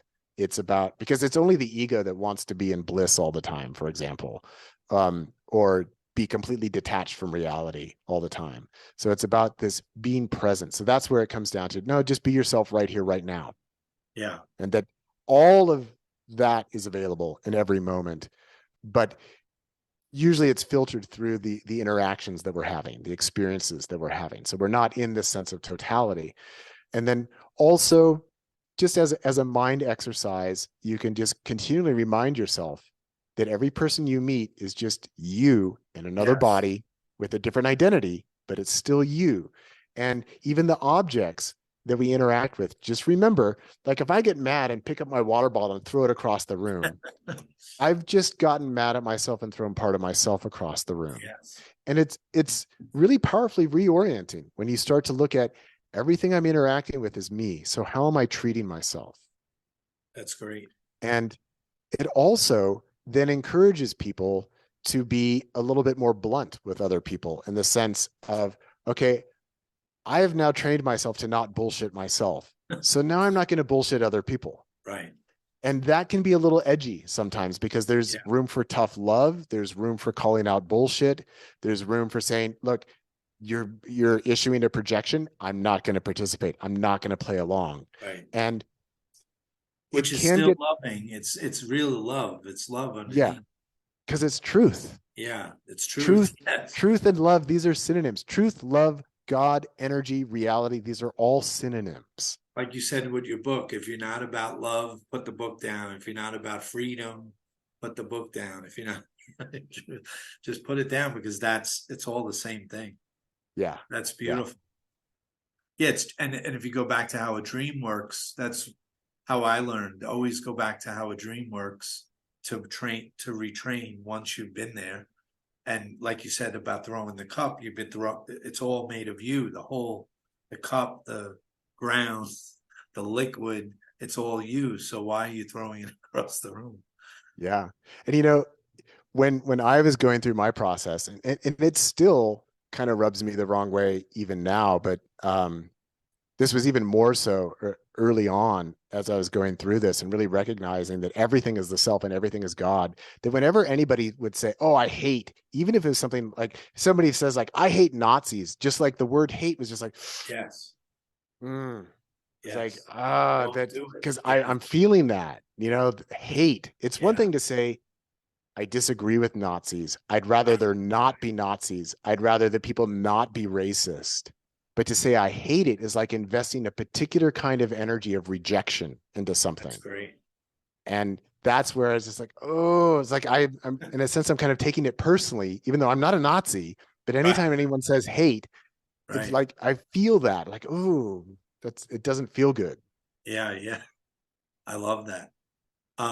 So your opinion of the big teachers like Amuji or someone who seem to hold the state longer than others, would you say is a detriment to most of the people on the path that think that enlightenment is you just sit in bliss all day long? Do you think that maybe, or maybe because they get away from cars and noise and mostly wives, not all of them.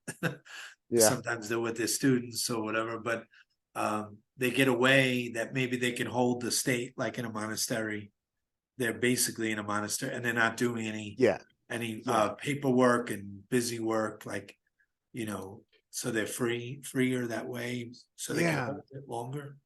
Yeah. Well, that's where I just like to point out. It's like, look, it's it's the people that surround them or whatever institution that they belong to that actually allows them to do that. So Yes. it's an unrealistic picture that what I want to see is fully liberated people involved in the world and involved Right. in their life. And if you want to be married and have kids, then that's where you're doing it. But we Yeah. have had this monastic model of the enlightened master who leaves society or Right. who goes and lives in the monastery or has all their students surrounding them. I mean, like these teachers who go into these extended bliss states, it only works because they've got a bunch of students there who are going Yeah. to make sure that they're fed and Right. clothed and housed and even carry them from one place to another as they're sitting in their meditation Yes. posture. And that's just it's just not realistic for the vast majority of humanity. And again, I like this idea of equalizing the opportunity for enlightenment. And I think that that is the reality gift of 5-MeO DMT, that it equalizes the possibility. You don't need to go sit and meditate on a mountain for 20 years. Right. You might want to do that, but yeah, and the idea of, oh, I'm just going to be in bliss all the time, that's really avoiding, I think, sort of the juicy nature of the human experience. That, look, I like to say we are full spectrum beings. Okay. And this is about permission to enter fully into the full spectrum. But if we're only residing in bliss, we're actually just in a limited spectrum of the Right. full potential of what's available. And it's just not realistic. And so that actually it shows a certain form of attachment to a particular state that has been idealized, and then other people look up to and say, oh, I want that. But it's that's its own way of dissociating from reality and just living in a mental state that is not connected to the responsibilities of being a human being. Right. Did you ever get, I know I went through a phase of being too attached to the emptiness. Did you, that pure, blissful, I'm talking way back when you first started. Yeah. I couldn't believe the non-dual state. You can get attached to it a little bit and not want to go back to the world. But always remember Thomas Merton writing that the wise people fly to the desert because that's where God is. They go to the emptiness. They experience that, but you must come back to the city. You must, and that's what you sound like you're saying with the embodiment. You have to come back to the, you know, you have to get rubbed and you have to dance a little and a little Yeah. friction, Yeah. or else it's not. Anybody could be. What's that line from Chesterton? Just because you're in a church doesn't make you a Christian. like being in a garage doesn't make you a car, right? You know, Yeah. Yeah. you have to come back to the world, and that's the real test. Yeah. Well, I would first answer that by saying I definitely have seen that in a number of people where they kind of get attached to the bliss bomb and they're like, I just want to go back to bliss. Yeah. And like, oh, like sometimes on 5-MeO, people start wailing and crying as their ego starts to reassemble, and they're like, ah, they feel like it's a fall from grace. And some people also, I've noticed, but you've seen this so much more, when they come back, they can't believe they're back, right? They're excited, right? So many Yeah. people come back and they're, even though they just experienced such bliss and infinity, they're back and they touch the ground and they kiss it and they hug you, I'm sure, and they're like, "All right, I'm back Yeah. online. I'm back." So you Yeah. have both, right? Yeah. And I was a bit more of the second kind where it was like, oh, and I Oh, still get to be me. I yes, still get to live here. I still get to yes. do stuff. Whereas at the onset, I thought, oh, fuck, I'm never coming back. Okay, great. Here we go. And then also something that was significant for me is that, um, and this is now well documented that this happens to people. But at the time, not many people knew about this. And so the person who served me had never seen this before, but I started to spontaneously have 5-MeO DMT experiences without consuming any 5-MeO Wow. DMT. And that Were was you after in nature or anywhere special, or it could be anything? no, actually, the first time it happened, I was just sitting in meditation in my apartment. And it was actually the day after my second 5-MeO experience. Wow. And just at the beginning of my meditation, it just this thought clicked like, oh, I could just follow my breath all the way.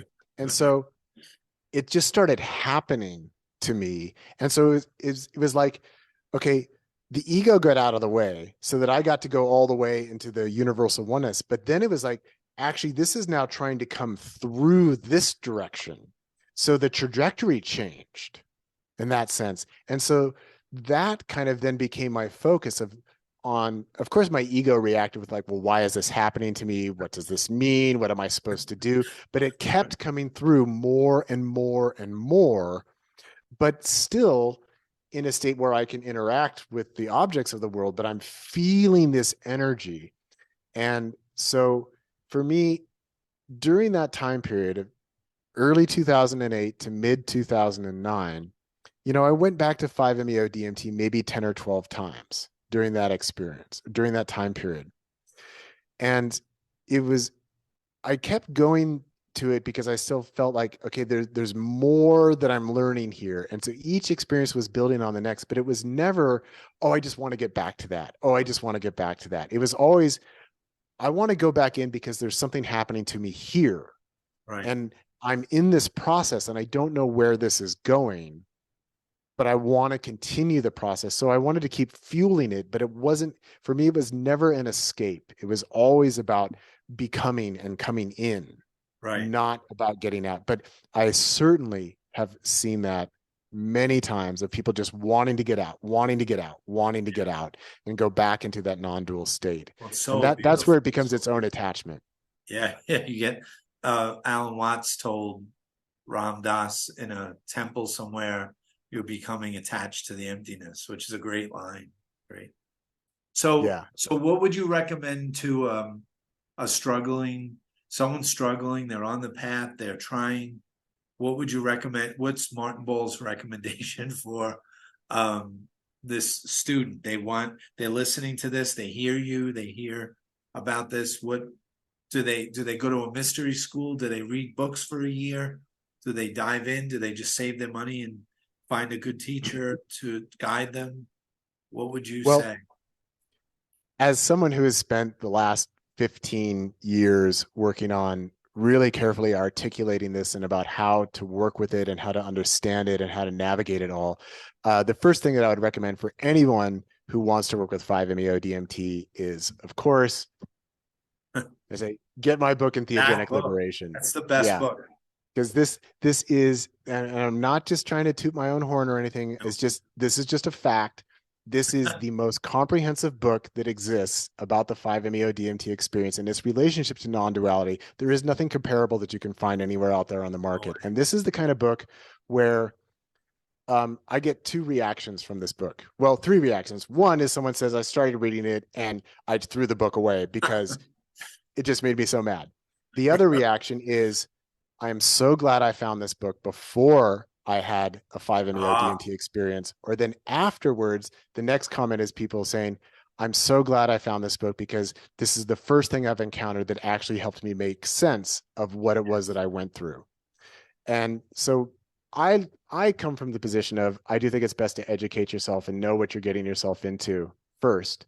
So I recommend my like book, that. Entheogenic Liberation. And Yes. then, Podcast. yeah, yeah. And so I do recommend that you learn about it. And then there's so many potentials now for people to experience this. There are lots of underground facilitators around the world.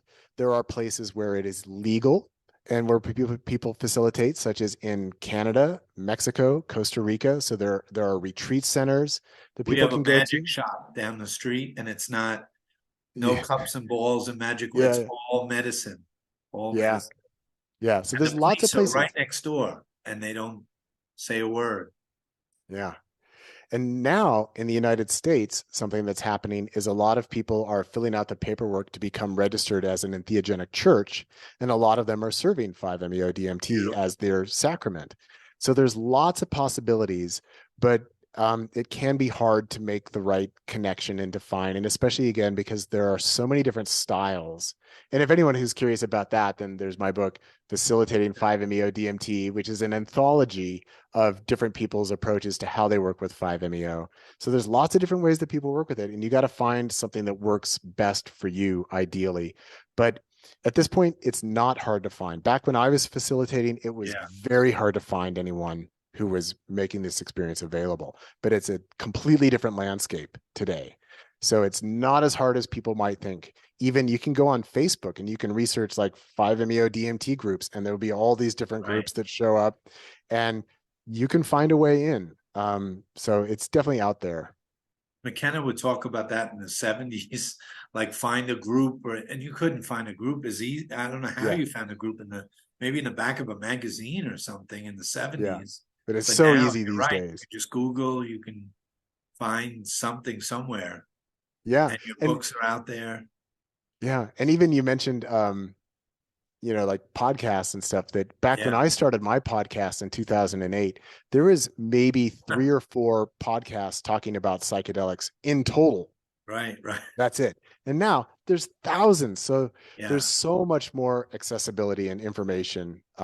But especially when it comes to 5-MeO DMT, even people who have lots of experience with other psychedelics, and this can be hard for people to hear, but let's say you've spent 30 years drinking ayahuasca, you don't have the faintest clue about what the 5-MeO DMT experience is. So this is also a bonus in the sense that my opinion is that you don't need to have any prior psychedelic experience to go to 5-MeO DMT, because none of them are going to help you anyway, because this is beyond all of them. yes. But I do recommend that you educate yourself first, because it is the kind of thing that the general consensus is that there's no going back from it. Mm, That you're going to have life before and life after. And it's not always easy. right. And it can be very destabilizing for people. And it's like having the rug of reality pulled out from underneath you. And, it turns atheists into quote unquote believers. Like that. Yeah. And people who have a completely transcendent idea of God, there's something like, what? It's fucking me? What the hell? You know? So this is big, big stuff. So you don't just want to jump into it casually, but for those who are seeking for the experience, the method is out there. The route is out there. The key is available, that Yes. reality has provided this. And so I do encourage people to use it. And can we say that this has been around for not maybe the 5-MeO, I don't know, but these medicines for the people that are so pure and think that they have to do it through 40 years of meditation. These have been around for thousands of years. And right, you said in the Rig Veda, it's right there in the Vedas, Yeah. it's encouraged. And in the Eleusinian mystery schools, they did it. This is why we have Plato and Yeah. Socrates and so many. It's been around forever, but it's been hidden and erased like a ladder that you climb up and then they erase it. It's just horrible how they erase this. It's been there forever. Yeah, yeah. And I think that that's really important to recognize, that anyone who comes from like a purist standpoint, psychedelics were there first. Yes. Okay. That human beings have been using these things for as long as we can document. I mean, we can see cave paintings of people holding mushrooms from thousands and thousands of years ago, before there was any of the modern religions. People were eating mushrooms, taking these psychedelic substances, and that all the meditation traditions, they come from the use of psychedelics. That was first. And so this idea like, oh, I'm just going to meditate my way there. It's even like saying, I'm going to survive without breathing. It's like, well, look, I mean, the air is there. You might as well as use it. Right. My teacher always says it's like a culture where they used to cook by setting the house on fire or something. And then someone came up with doing it in a dirt hole. So you don't have to burn your house down. Like there's new technology. You don't need. I told David Hoffmeister, the Course in Miracles guy, he was talking about how he let everything go. It was beautiful. If he didn't have gas for the car, he would just drive and somehow gas would be provided. And I said, yeah, but you drove a car. You didn't walk. You flew to India. You didn't walk. You didn't swim to India. You used the new technology. And these medicines are perfect technology. Perfect. Only the taboo tells us, no, don't. We make it illegal, or we think it's cheating. But and maybe you could, for the last thing I asked, the last thing, there's a state, and you know it, and I can't word it, but maybe you can, where when you take this medicine, this astonishment medicine, there's a moment, maybe not the 5-MeO, but something where you take it and you realize, oh my God, not only, oh my God, it's me, but that was just a symbol. It's not real, like the LSD or the MDMA pill or the ayahuasca, whatever it is just a symbol that you have to have the outlaw mentality maybe to take in the dream to wake up. It's like instead of a sleeping pill, it's an awakening pill. And how do I word that? I don't know. I think you did it quite well. But just, that these things exist and they work the way that they do. But it's all dependent on us, in the sense that going back to the idea that it's kind of a sleight of hand. It's kind of a magic trick, that it's like, okay, well, we gotta get the hairless monkey to ingest this, and then the hairless monkey will know that actually it's been this all along. But it is this kind of weird paradoxical thing that somehow you realize the thing that you've always known that you didn't know, and you had to go through the steps to get there. But it's just the way things work. So it's an anti-amnesia pill. Anti-amnesia. It's That's the a good Alzheimer, the Alzheimer of the true self. It's the cure. Yeah.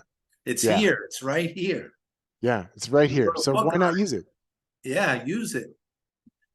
Thank you, Martin. This has been a true dream come true. Well, it's been a great conversation. I'm really glad that we really took our time with it. I've enjoyed being with you today. Thank you so much for having me on. I really appreciate it. Part 2 tomorrow. No. Okay. So good seeing you. And I'll put links to your books and podcast. The podcast is still going, I know. Oh, yeah. Still going every week. Yeah. It's 15 such a years great and counting. resource.